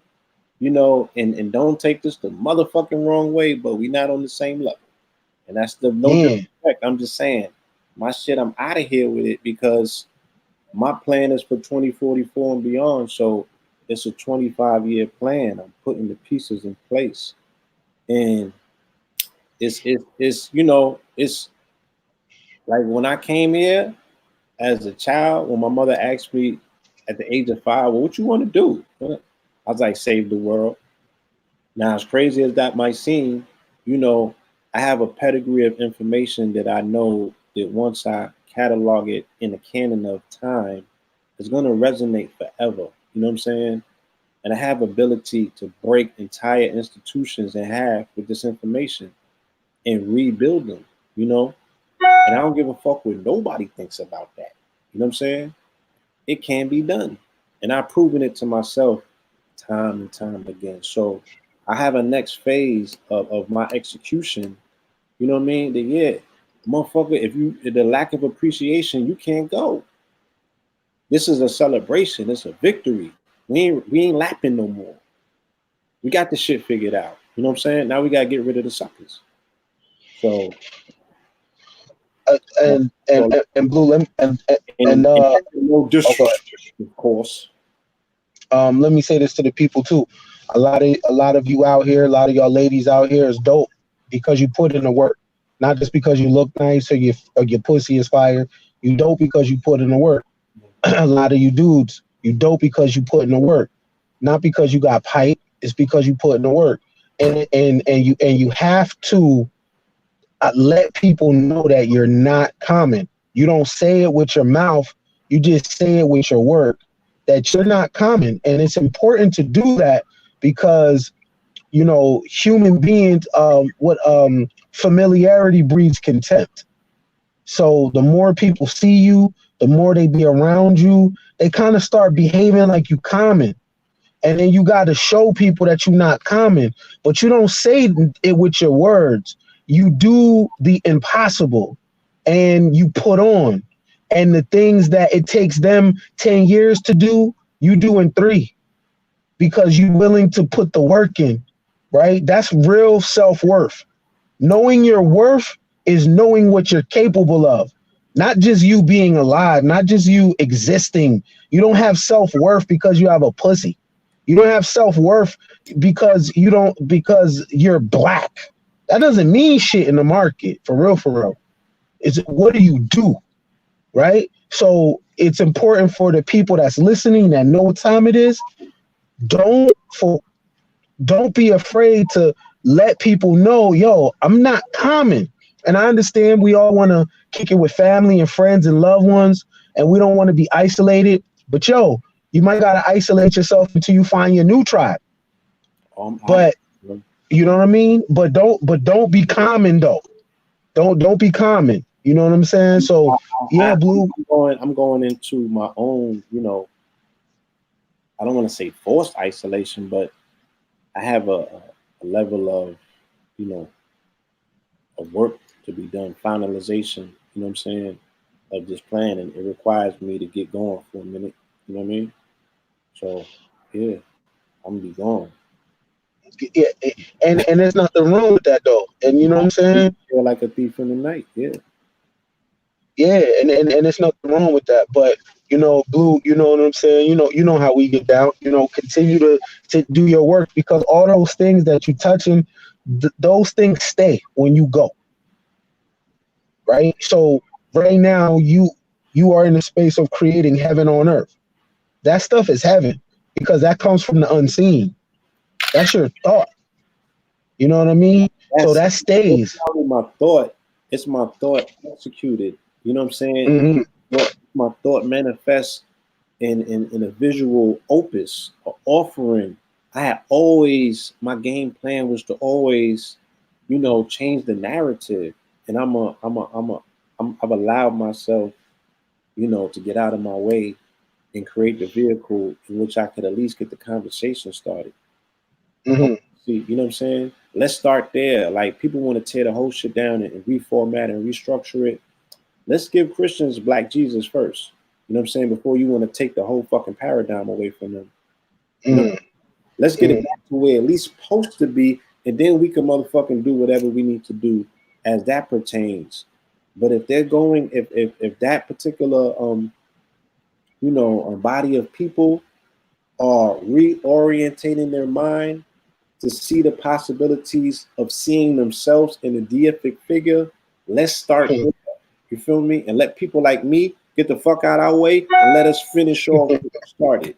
You dig what I'm saying? I know what's in there. You know what I'm saying? I got my motherfucking minister license, my nigga. I know where to take it from now. Okay?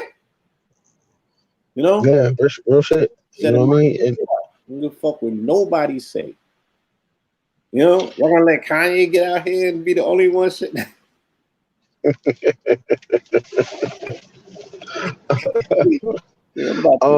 This shit up.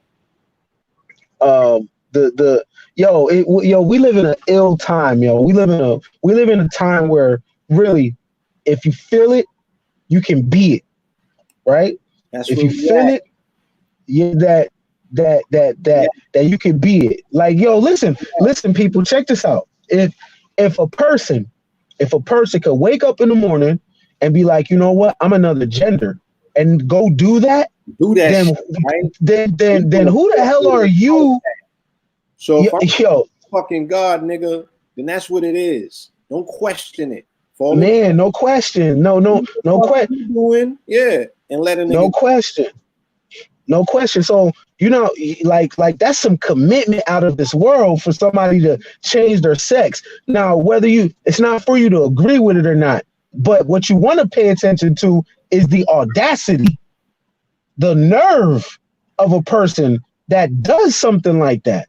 So if they can have that kind of nerve and all you're thinking about is going back to school, come on now, go ahead and do that shit. All you thinking about is, starting a business, out your home or whatever. If a person is committed to change their gender and put themselves on Front Street like that, then the feeling that you have of moving forward, that should be nothing. That should be nothing. Nothing, right? You want me to acknowledge that shit? You want me to lie to myself? You want to motherfucking dictate what my brain says to my eyes and my eyes say to my brain, and it's fucking, you want to politicize me and put me in a fictional bubble in a box where I have to conform? When I'm a motherfucking tell you I'm God, same way. Get the fuck out my way. Man. Even something more ancient than that shit. That's a modern tongue. Even something more ancient than that shit. So, Okay. So Blue, real quick, people in the chat could do an exercise. Just real quick, everybody that's listening to us, focus on what you want to be, right? What is it that you want to be, right? I always ask, I ask grown-ups, what do you want to be when you grow up, right? What do you want to be when you grow up? What do you want to be, right? Because even in the scriptures, you go to the Creator as a child. Now, what does that mean exactly? We're talking about imagination. Talk about it. Right? And we get stripped of that because, we start believing different things and we start taking on everything that doesn't have to do with the me business. So we forget our imagination. Now, a good mirror for imagination is the movie Hook. Okay? So Hook is with Robin Williams, right? And he was Peter Pan. And he forgot how to be Peter Pan because he grew up. Now, we paying bills and we got marriages and we got babies and we got crazy overhead. We forget that we have an imagination. Right. Right. So it's I don't before in here. Let me get into my imagination real quick, right? I'm gonna go ahead, shoot. I'm gonna put Jesus in the box. Okay. I'm gonna put Jesus in the box. All right, let's do this. I'm gonna put Jesus in the box. You feel me? This is my imagination at fucking work. Okay, come on. I'm dedicating this to the people who did, step forward and you made a contribution in Cash App. I'm not gonna gauge, number wise whether it was sufficient or not. I'm gonna say they showed appreciation, so I'm gonna show appreciation back. So let's get into that. I'm gonna put Jesus in the box so we can move on and talk, and deal with some other shit as society at some point. Can you see the screen? Yep. What it say? 432 hertz and 44 hertz versus 440 hertz. Okay. So this is the frequency that comes from a 432 hertz frequency. It's water, sound, image. It's the frequency of love, right? This is the creative frequency. This particular frequency makes things flourish. It supports life. You understand? Whereas 440 hertz frequency is a cube, it's a square, right? It does not support life. It contains life. Right? It's a cube. It contains life. If you want to compartmentalize the people and control them, you put them on a 440 hertz frequency. Okay? So it's no mystery as to why in 1955 the Rockefellers changed it over to 440 hertz. Okay? One represents the number 9, the other represents the number 8. Okay? Co-control. The Rockefeller Foundation's war on consciousness through the imposition of A equals 440 hertz standard tuning. This article details events in musical history that are central to understanding and treating modern psychopathology, social aggression, political corruption, genetic dysfunction, and cross-cultural degeneration of traditional values, risk, and life on Earth. This history concerns A equals 440 hertz standard tuning. In the Rockefeller Foundation's military commercialization of music. Now remember, family, I told you in gematria, military equals the number 44. The monopolization of the music industry features this imposed frequency that is herding populations into greater aggression, psychosocial agitation, and emotional distress, predisposing people to physical illnesses and financial impositions, profiting the agents, agencies, and companies engaged in the monopoly. Alternatively, the most natural, instinctive, attractive 444 hertz, which translates to a 528 hertz frequency that is most visibly displayed botanically, has been suppressed. That is the good vibrations that the plant kingdom obviously broadcasts in its greenish yellow display. Remedial to emotional distress, social aggression, and more, has been musically censored. Thus, a musical revolution is needed to advance world health and peace, and has already begun, with musicians returning their instruments to perform optimally, impact audience beneficially, and restore integrity to the performing arts and sciences. Music makers are thus urged to communicate and debate these facts, condemn the militarization of music that has been secretly administered, and retune instruments and voices to frequencies most sustaining and healing. Let's go back to this frequency. Look at it, right? This is what they're doing with the frequency, with the music. You already on light code lockdown. Mm-hmm. You get to the food and none of that other shit yet. The music, of which you are enveloped by, because it's a frequency. Right? Look at the spectrums. Look how the 440 resonates on what spectrum of color and what spectrum of light. Orange, right? Orange. Okay. And we'll pick up on that later. I'm gonna bring that one home. Right? And they even have it down here. The 440 hertz was instituted in 39. It was made standard in 55, and it was reaffirmed in 1975 when we was born. You know? Sean Carter. Okay. We see 44s in there, you know. We see other numbers in there as well. There's a lot of fours. You know, you look for which number is the most commonality in all of the summation of the numbers, and you see the fours all in there. You know, we go to Kill in Gematria is 44. He opens his album 444 with a word that equals 44. Right? And like I said, he sacrifices himself. Why? Because in essence, Sean Carter is a Sagittarius, but the name Jay-Z equals Scorpion. Okay? The name Jay-Z in Gematria equals Scorpio. So he has to transform himself by utilizing his scorpionic energy to kill himself, to resurrect himself. So he was the perfect person to do the transformation that he did. And this is why I was able to prophesize. Before the album came out, I did an interview with Brother Rich, and I told him exactly what was going to happen on the album, as if I heard this shit, and it happened to the T. Because I'm looking at the numbers.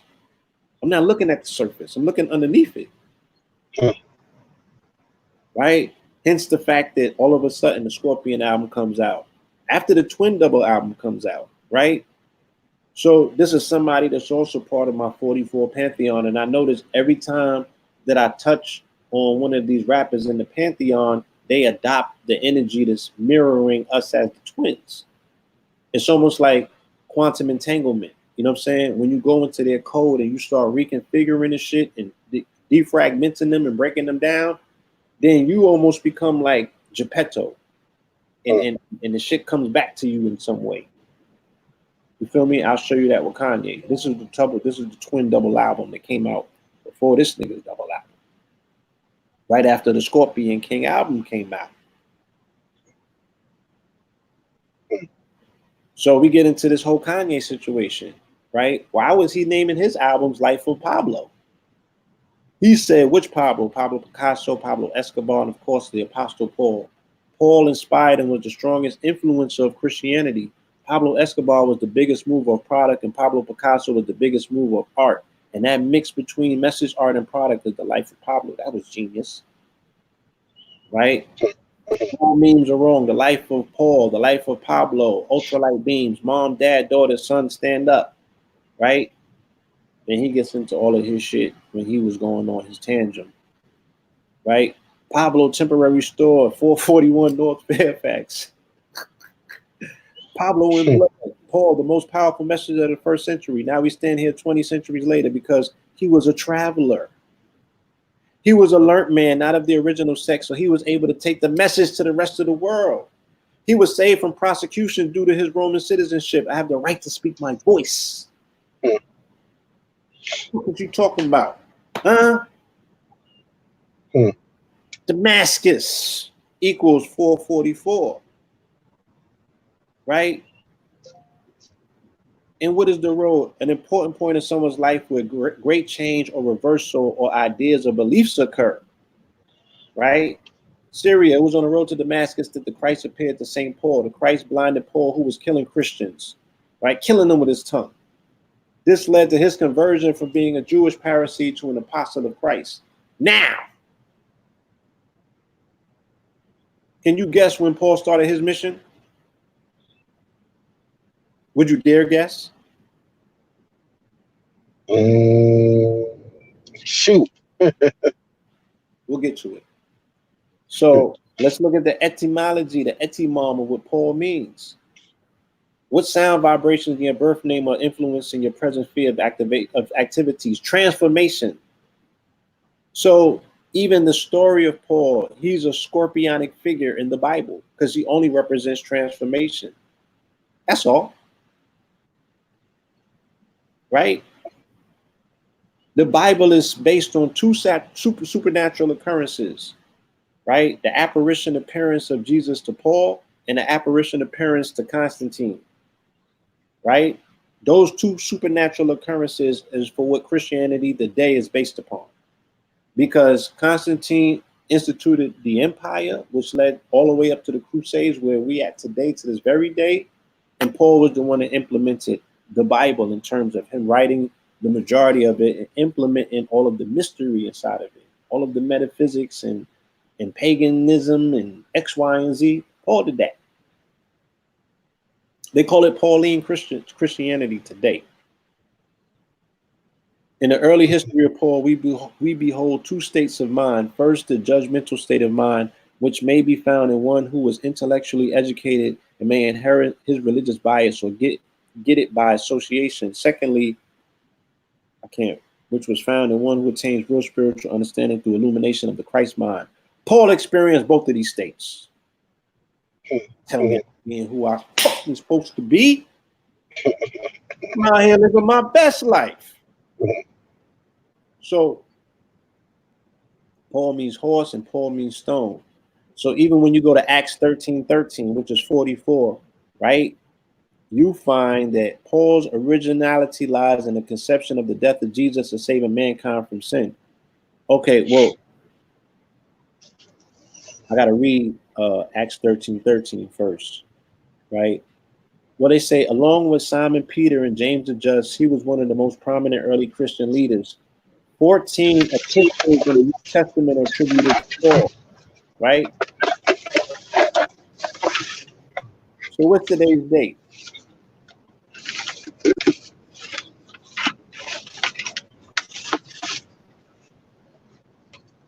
Ken, what's today's date? 15th, ain't it? The 14th. What day was I born? Today the 15th, bro. It's 12:43. I mean, today's the 15th, but you know, we started this program on the 14th. That's okay, got you. Okay, right. I was born on the 14th. Right. You know? Bro, you shooting a lot of darts right now. Lies in his conception of the death of Jesus as saving mankind from sin. That was Paul that did that. Instead of seeing Jesus as a Messiah of the Jewish type, human savior from political bondage, he saw him as a salvation deity whose atoning death by violence was necessary to release his devotees for immortal life. This view of Jesus' death seems to have come to Paul in his Damascus vision. Its roots lie not in Judaism, but in mystery religion with which Paul was acquainted in Tarsus. Okay? I'm going to skip to the next one, right? So it doesn't say it here, but you can Google it. Paul started his mission in Antioch in 44 AD. Okay? Triple repetition of numbers is a characteristic of magic ritual, right? So we get into the good Messiah. The Messiah equals 444, right? Hence the fact that everybody is telling me, oh, you seen the movie, you seen the TV show Messiah? You damn right I synced it. And where did it start at? It started in Syria, 432, and they started talking about Damascus, 444. Did they not? Did they not? Am I making this up? Well, I'm just telling you what fucking time it is. So all of this, I can't say all of it, but a lot of this information came to me during the 4 blood moons, of which I was doing all of these breakdowns. If you missed it, that's on you. I know that Ken was around for that. Right.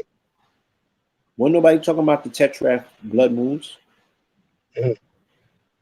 Right? Leviticus, for the life of a creature is in the blood, and I have given it to you to make atonement for yourselves on the altar. It is blood that makes atonement for one's life. The whole Bible is about blood. It's about 44. The entire Bible is about blood. Bloodlines and blood, of which bloodlines is 444 and blood is 44. Right? Jesus died a day before April 4th.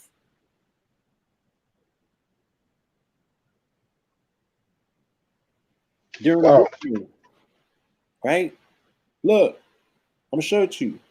During the blood moon, right? A lunar and a solar eclipse occurred allegedly when, if all of the numbers line up, if this person existed, they said, if he existed, he would have died on April 3rd, AD 33.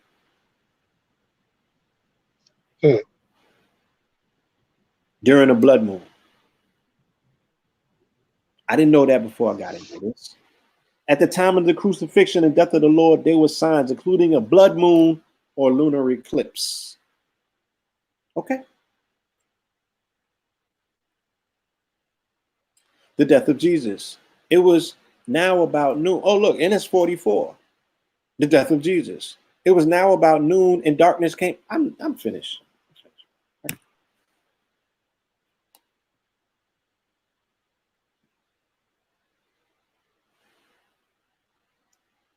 It was now about noon and darkness came over the whole land until 3 in the afternoon. For the sun stopped shining and the curtain of the temple was torn in two. Jesus called out with a loud voice, Father, into your hands I commit my spirit. And when he said this, he breathed his last breath.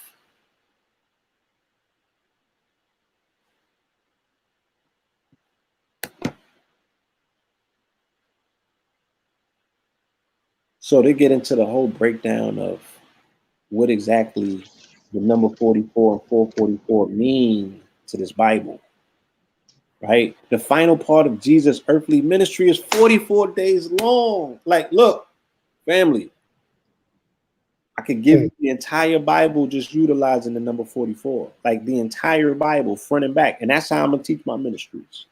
My ministry is all going to be based on this fucking number. Look how I put them in the box. And I'm like 1/4 through just this presentation that I have on the Bible alone. Now, mind you, the Law 44 is like 1,600 pages long.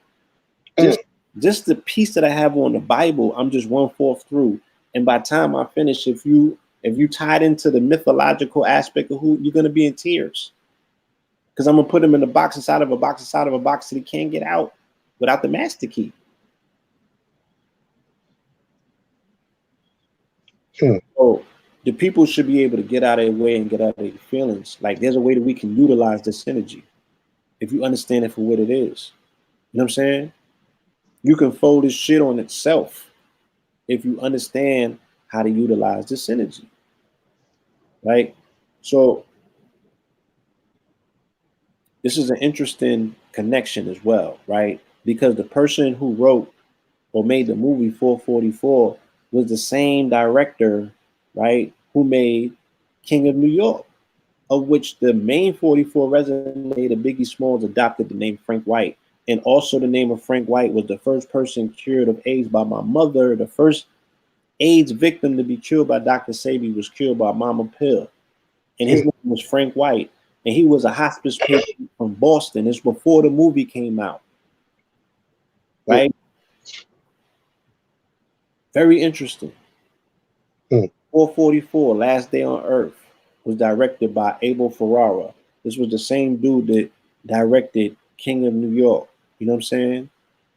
And on March 9th, they came out with the Coney, which is King of New York 2012. Remember that?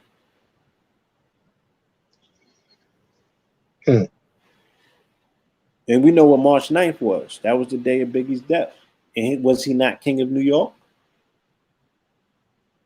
Did they not go chase down some of the blackest militants on the planet in that particular documentary? Was the emphasis not on blackness? Triple blackness? The first time you even seen them go to the continent like that, where they use social media as a campaign to reel in an African warlord. First time ever done. 3:44 a.m. is the most common time to wake up during the night, right? But boom, like we said, even the actor in 444 also plays Jesus Christ in the Last Temptation of Christ. See how they do that? You see how Messiah adds up to 444? You see how Jesus right here underneath here adds up to 444? So there's commonality in both of those particular terms because you see it down here. In simple gematria, Messiah equals 74. In simple gematria, Jesus equals 74. In English gematria, the Messiah equals 444. In English gematria, Jesus equals 444. Stop playing with me. How dare these niggas? I can go on forever with the 40s and the 4s and the 4/4s. I could teach the entire Bible utilizing 44. Every meaningful fucking quotation or verse in the Bible is all coached and quoted in 44s, in particular in the books that Paul wrote, which was Galatians 4:4. But when the set time had fully come, God sent his son, born of a woman, born under the law. Which fucking verse is more important than that? The God of his age has blinded the minds of unbelievers so they cannot see the light of the gospel that displays the glory of Christ, who is the image of God. Right? 2 Corinthians 4:4. But then you got John 4:4. Now, Jesus himself, I pointed out that a prophet has no honor in his own country. You understand? So, for the people who feel like they have the answer or the message, you got to know. The people around you is going to be the last motherfuckers to respect this prophecy. You know what I'm saying? You're not even doing it for them. You got to be doing it for yourself and for the people who are resident and for a generation that is to come. Because it's a testament, it's a word. Corinthians 15:44, it is sown a physical body, it is raised a spiritual body. If there is a physical body, there's also a spiritual body. Right? Acts 2:44, all the believers were together and had everything in common. They sold property and possessions to give to anyone who needed them. And back then I said that shit sounded like New Covenant, right? This was a New Covenant. It's stupid. It's stupid. Oh, man. You crazy. You know, the foolishness of idols. Isaiah 44:6. I am the first and the last. There is no other God. Like, I could just give you 44s in the Bible. I don't got to go too deep into it, right? We can motherfucking just utilize the 44s in the Bible to teach this shit. And all of these are, like I said, this is like the motion. This is taking the meat and throwing the bones out.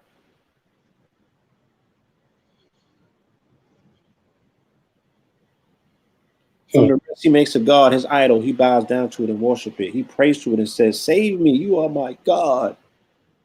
Fear not, nor be afraid. Have I not told you from of old and declared it. You are my witnesses. Is there a God besides me? There is no rock. I know not of any. Huh. Bro, the shit just goes. No one can come to me unless the Father who sent me draws him in, and I will raise him up. So I will keep your law continually forever, ever. That's 9/11/44. How about it? I told you the World Trade Center was open on April 4th, 1973. So I'm gonna stop here because this is just gonna get too retarded. This is just gonna get too retarded. And I don't hear nothing hitting the Cash App. So we gonna stop there.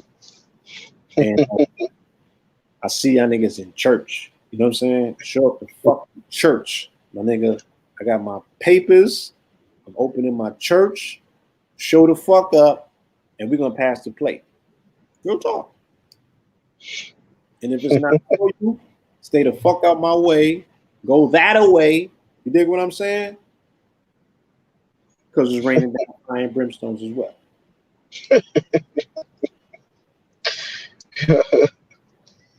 Yeah, do your thing, man. I don't want to hear nobody asking me another motherfucking question ever again about, are you a Christian? Nigga had the nerve to ask me that. I went to Eddie Long's church this past Saturday, right? And I watched the good Jamal Bryan, who I seen a few days prior to that last Wednesday. He did the benediction for the Legacy Center, right? He consecrated the Legacy Center for the ribbon cutting ceremony for Jay Morrison. So I'm like, y'all love them men, you know what I'm saying? And Jay Morrison is a Christian. And look what this man just accomplished by garnering the faith and the belief of 1,000+ people who donated his dream, and the shit manifests. And I seen it in real time. And I ain't gonna talk about the niggas who haven't manifested their motherfucking dreams. You understand? Who got the people's bread. So he made good on the promise. And he ain't had to have no motherfucking comedic name. He ain't had to do none of that. He's a nigga from New Jersey who did this shit on the day that the prophet was born.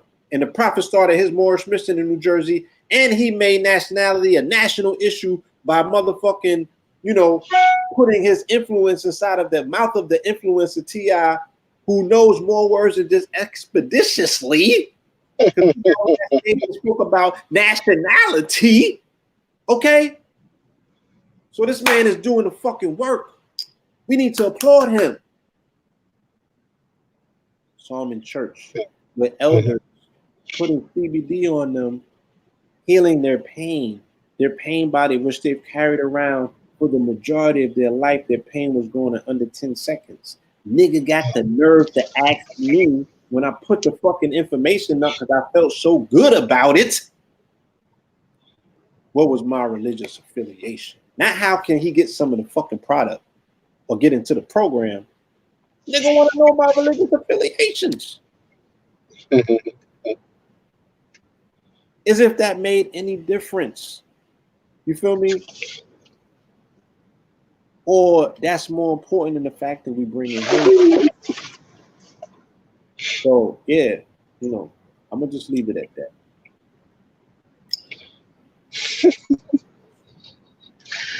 You're back tonight. I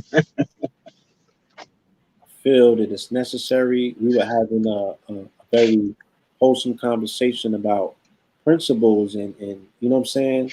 And I started the conversation out and it said go deeper. You know what spot is yours, go and get it.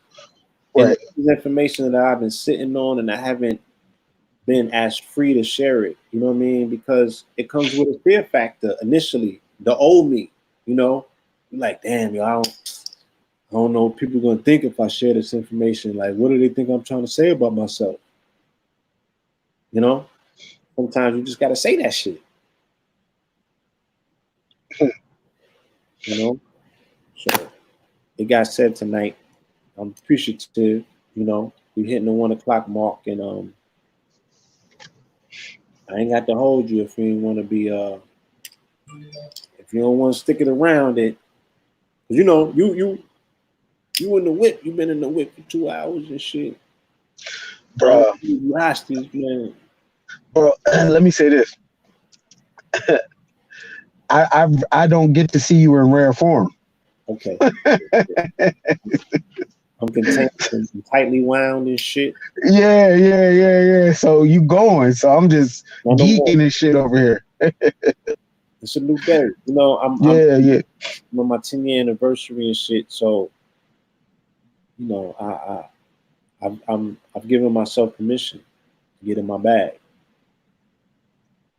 Yeah. Now, you know, Shout out to my man, Knowledge Born of Law. We did a program with him last Saturday, and I think that, you know, that was an amazing program. You know what I'm saying? And I was able to do it amongst somebody who I highly respect and I trust. You feel me? So I was able to dig in. You know, I ain't go that deep, but I opened the bag up. Today I went in. You know what I'm saying? So my thing is, like, you got your shit off right now. It's important that people know and people look at people as businessmen and businesswomen, not lecturers that have a business, not people that make jewelry that have a business, not conscious speakers that have a business. Businessmen and business women. So if their business is people, pay them for that. If their business is whatever it is, they're in business. So of course, people getting enlightened, that's great. That's great. But fair exchange ain't no robbery. So what happens is people don't understand when it comes to information and knowledge that you know, for you to know that, that's not just research, that's trial and error. That's loss. That's hitting your head, you know, that's insecurities. That's you know, that's isolation. Totally. That's isolation. You know that you are on an island by yourself, walking around with that information. So I've dumbed myself down to fit into the fucking, you know, this maze of, oh, I'm just regular like them and don't see me because I don't want to be seen because you might see this information and it might, you know, force me or pull me into my light, you know.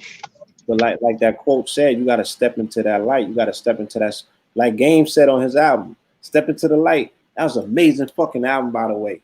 You know what I'm saying? And I don't even like the nigga, but I cannot deny his talent.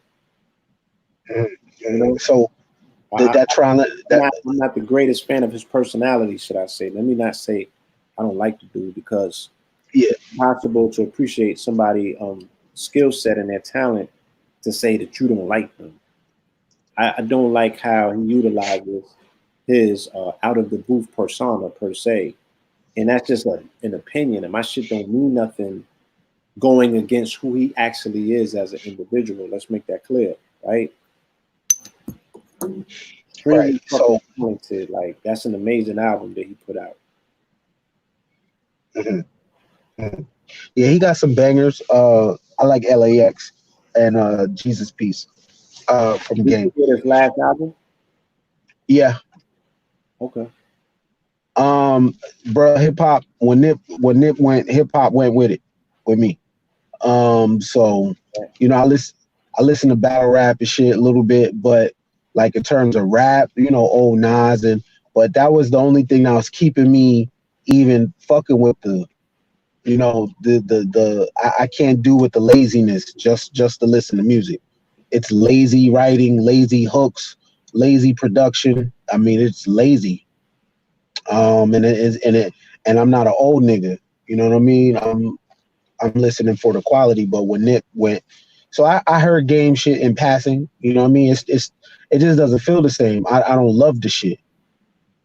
You know what I'm saying? Like, I loved hip hop before. I don't love it. Yeah, you fell out of love with it, as a lot of people have. But like I said, I'm a fan of your music, and I know what goes into you creating those concepts and that conversation.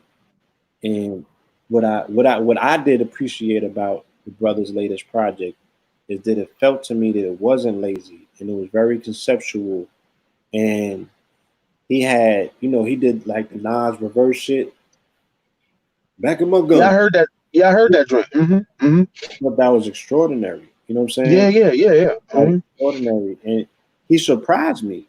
You know what I mean? So if I could be overwhelmed by what I was showing up for regular schmegular, you know what I'm saying? And he over delivered, and I was like, okay, I can appreciate that from an artistic standpoint, from a lyricist. Like I respect them balls. Yeah, so are we gonna be getting another project at any point? Can you foresee that, or is it too early? For me, Yeah. you, I've always asked of you, you know, and my apologies, bro. You know what I'm saying? We always say that and shit after we cut somebody. I didn't mean to cut you, but let me get the full expression out. Is what I'm trying to explain to you. You know, we speak often about holding to task artists that we feel have a different life than what ends up on wax. You know what I'm saying? And I've had a conversation with you on several occasions that I feel that you possess a level of information that you can translate into music, and it still will represent your authentic self, but it also will be barrier pushing because as a Capricorn, you know, intertwining the throughways of where hustling and business meet, that's a conversation that other people have came and attempted, and they've started the cycles of it. So even more so, when I was talking to you about it before, I definitely know now that there will be an audience that can appreciate that level of conversation because the orientation of the people has been altered and changed by the fact that, like I said, we getting grown man rap these days, and not just from in the booth, but for who these niggas have become and allowed themselves to become, no longer holding up the avatar or the character that was responsible for feeding them or shielding their trauma in this particular world. That's the Nebuchadnezzar that they have to fly in on. Now niggas is at the top of the mountain and they're like, oh, I'm cool. I could be myself. You feel me? So we're getting a different dialogue. And that's all I'm saying. That I wanna hear that synthesis of wisdom and ideology in the way that you deliver it, bro. You know what it is, bro? It's I still feel like I'm rapping. I just do it through the ministry when I'm talking to people. You know what I mean? I still feel like I'm rapping. And honestly, for me to do music, I always did it for money. You know what I mean? Like production costs. I always looked at it as this is a product. You know what I'm saying? So I've thought about it. If I can make money off it, you know what I'm saying? Right now I'm not in the artsy space where I could just do something because I love this shit. You know what I'm saying?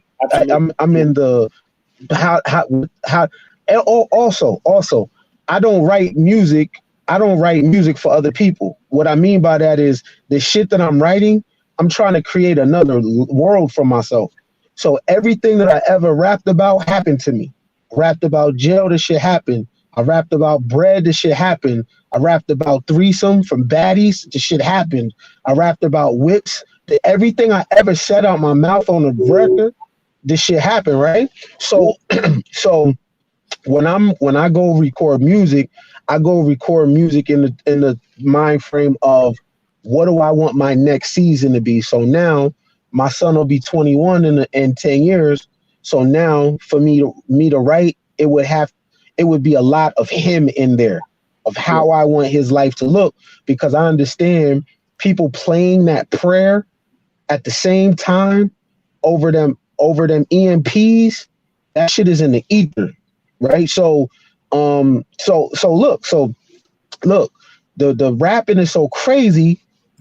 So you look at someone like Beanie Siegel, and you look at someone like Jay-Z. Beanie got classics, but listen to the shit that he was talking about. His life looks different. Right. DMX life looked different, right? All the people that was creating another world in their music, their life looks different.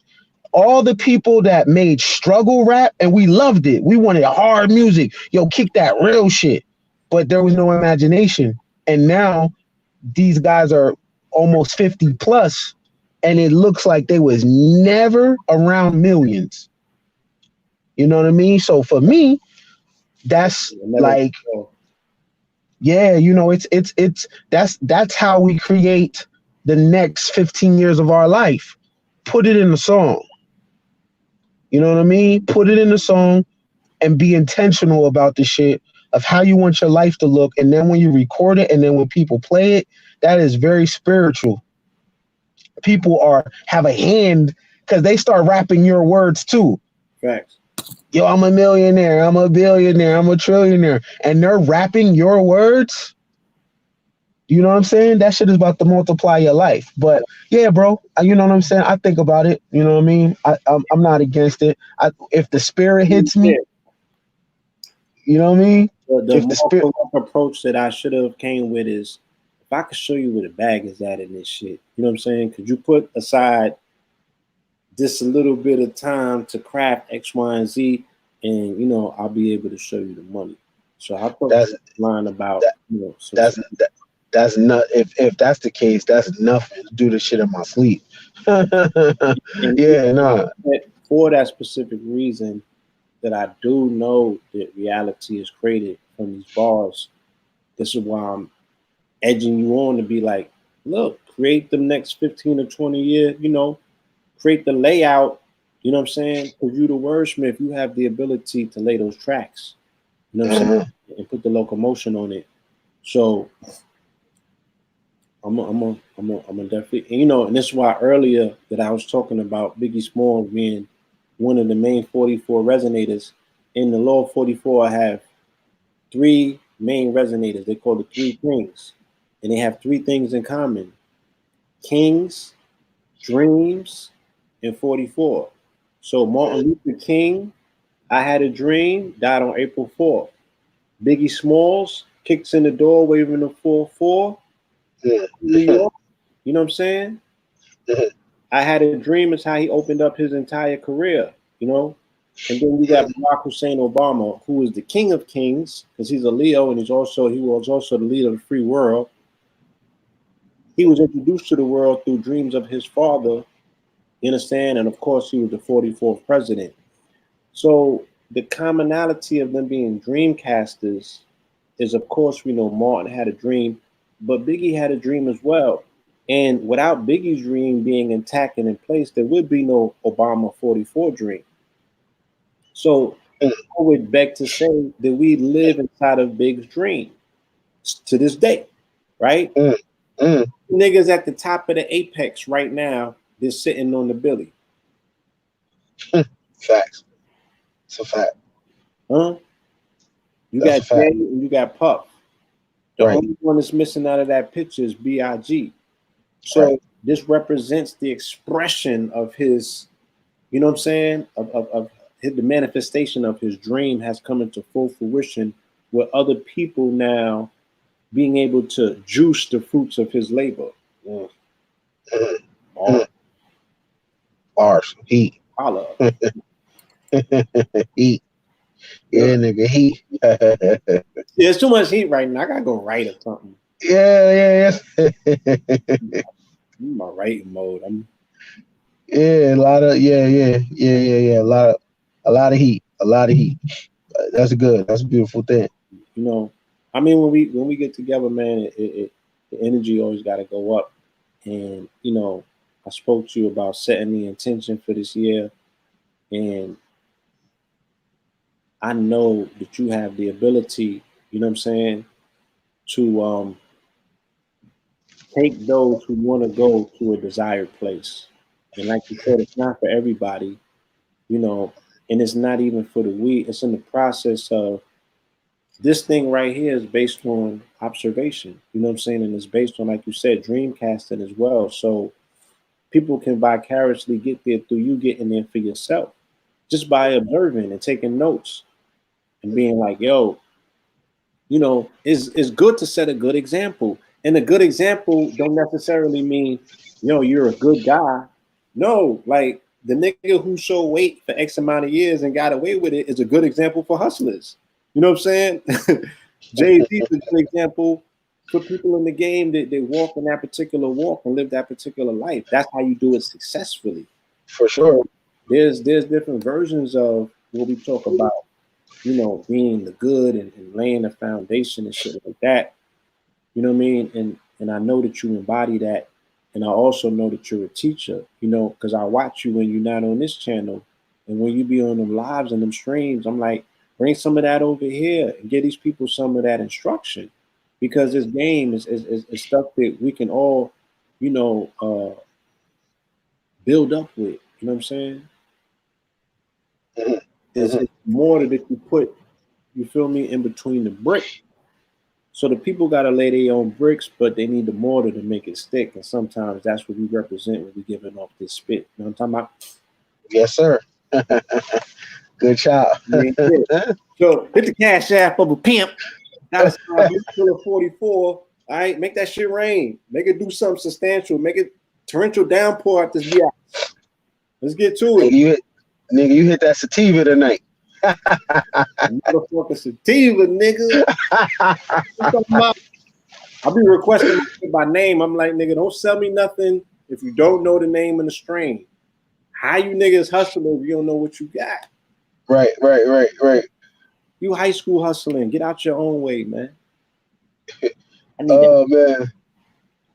Yeah, beautiful thing, man. Beautiful thing, man. Beautiful thing, beautiful times. You know what I'm saying?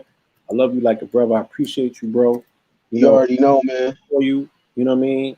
And yeah, let's come back on the 23rd and continue to go up. You know, let's take these principles to another level, because this is good energy. This is good food, and you know, if we keep it here, man, I'm telling you, we could build something monumental. And I will be seeing you, you know, in February out there in Arizona. We do have opportunities for investment for people who want to run with some winners. Like, you know, put an investment up. We're going to the Tucson Mineral Show, and we're going to work these connections, these contacts that we have. You know what I'm saying? We're going to open these motherfucking doors and these portals. So I would advise you to invest in a winning team, because, you know, we're coming back with a cachet. And I have incentives laid out. I haven't finished printing the whole shit out about what a person would get if they invest or if they donate to this this grab that we going to secure. And we coming back with mines and all of that shit. You know? And that conversation, I was speaking to Ross Ben the other day, and I saw he was talking about, he's like, look, man, take a different type of individual to really go to Tucson and get the full benefaction out of it, because so many people are closed mind and closed fists, and it's nothing but gifts that are surrounding you. You know, the minerals represent abundance and plentiful. You will be fucking razzle dazzle trying to wrap your mind around. You like, all of this came out of the earth? You like, ain't nothing left. There can't be anything left in the earth with all of this shit out here. And you're like, they're telling you, look, this is this much that they got out of the earth. Equals all of that, a smidget. You feel me? It's dealing with pure abundance. So you have to go out there with an abundance mindset. Was we not walking around and people running up to us, giving us boxes of stones? Yeah, for sure. Am I free or am I telling the truth? Nah, that's the 100. And by the way, these are people that supposedly don't like Black Americans too. These are some people that supposedly do not like Black Americans, or who you are told they're not your friends and you shouldn't talk to them. Right? Right. He was breaking their legs and their necks to make sure that they gave us value, because of the level of value that they perceive that we represented, just from them because they have a different set of eyes that can read energy. You know what I'm saying? Right. They got a different type of heart where this shit is sensitive, where they can see you. And when they was seeing us, they was honoring that and paying homage, right?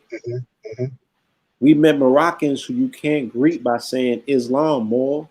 Oh, facts. How about that?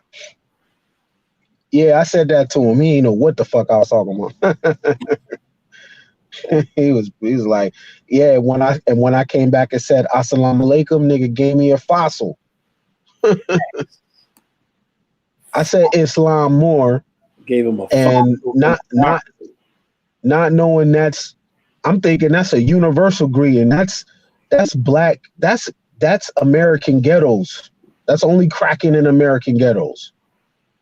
And I try to address somebody from Morocco for real, and I'm like, Islam more, and this thing's looking at me like, what? And I'm like, oh, matter of fact, assalamu alaikum. Oh, brother. Yeah, It was all love. that other shit. We don't talk that. They're like, come on, cut that out. They're like, that's some nigga shit. Nobody does that around the world. So yeah, we learned a lot by coming into contact with a lot of people from a lot of different places. You know what I'm saying? And it was an honor to be received the way that we were, because we didn't expect that. You know, it was not in our expectation, but there was an overwhelming amount of love. Overwhelming. It was. You know, opportunity and all kind of shit. So you're going back, you could email me bluepillar44@gmail if this is something that you want to invest in, participate, right? Meaning if you want to put $20 up and stretch it to 100, hi. Dig what I'm saying? We're going to get the bowl leader. So with that said, again, I want to say thank you, everybody who has joined us on this magnificent evening. You know, we didn't know that you showed up in for a treat, but you damn sure got treated to one. You know what I'm saying? So hit that. $BluePillar44. Ken, what's yours? Man, Kenny Briz, KENYBRIS. But you know, follow me on YouTube, Kenny Briz, Kenny Brisbon on YouTube, and yeah, you can hit that KenBillions.com. But man, it's all about you tonight, man. That's a lot of information that you gave up, and you know what I'm saying. Like they say in the game, break yourself, man. Break yourself on them cash apps, man. Break yourself, man, because that was a lot of, you know, it's very rare where where I feel like I'm overwhelmed. You know what I'm saying? That was a lot of information at one time and a lot in a short period of time. So just on the strength of that, that's time. Look, that's labor. That's what you call labor. So that means behind the scenes when no cameras on, that's what you're spending your time doing. Oh, right. So yeah, that's my 10 years of research and study. Like, so look, yeah. So what people paying for, you're not paying for the information. You're paying because someone did that behind the scenes. Just like you're not paying for LeBron. You see him on game day, but there was a backstory to that. The hard work. That's what you're paying for. You're paying for that sacrifice this person made. You know what I mean? You're paying for the 1,000 jumpers they shot a day. You're paying for their cardio, the fact that they stay out of trouble, the fact they carry themselves a certain type of way. That's what you're paying for. The presentation, that's the dessert. You know what I mean? So take people's labor serious, you know? Absolutely. All right. Appreciate you. And we'll see you on the next episode, God. Yes, sir. You already know, my G. Peace, love, and light. Yes, sir.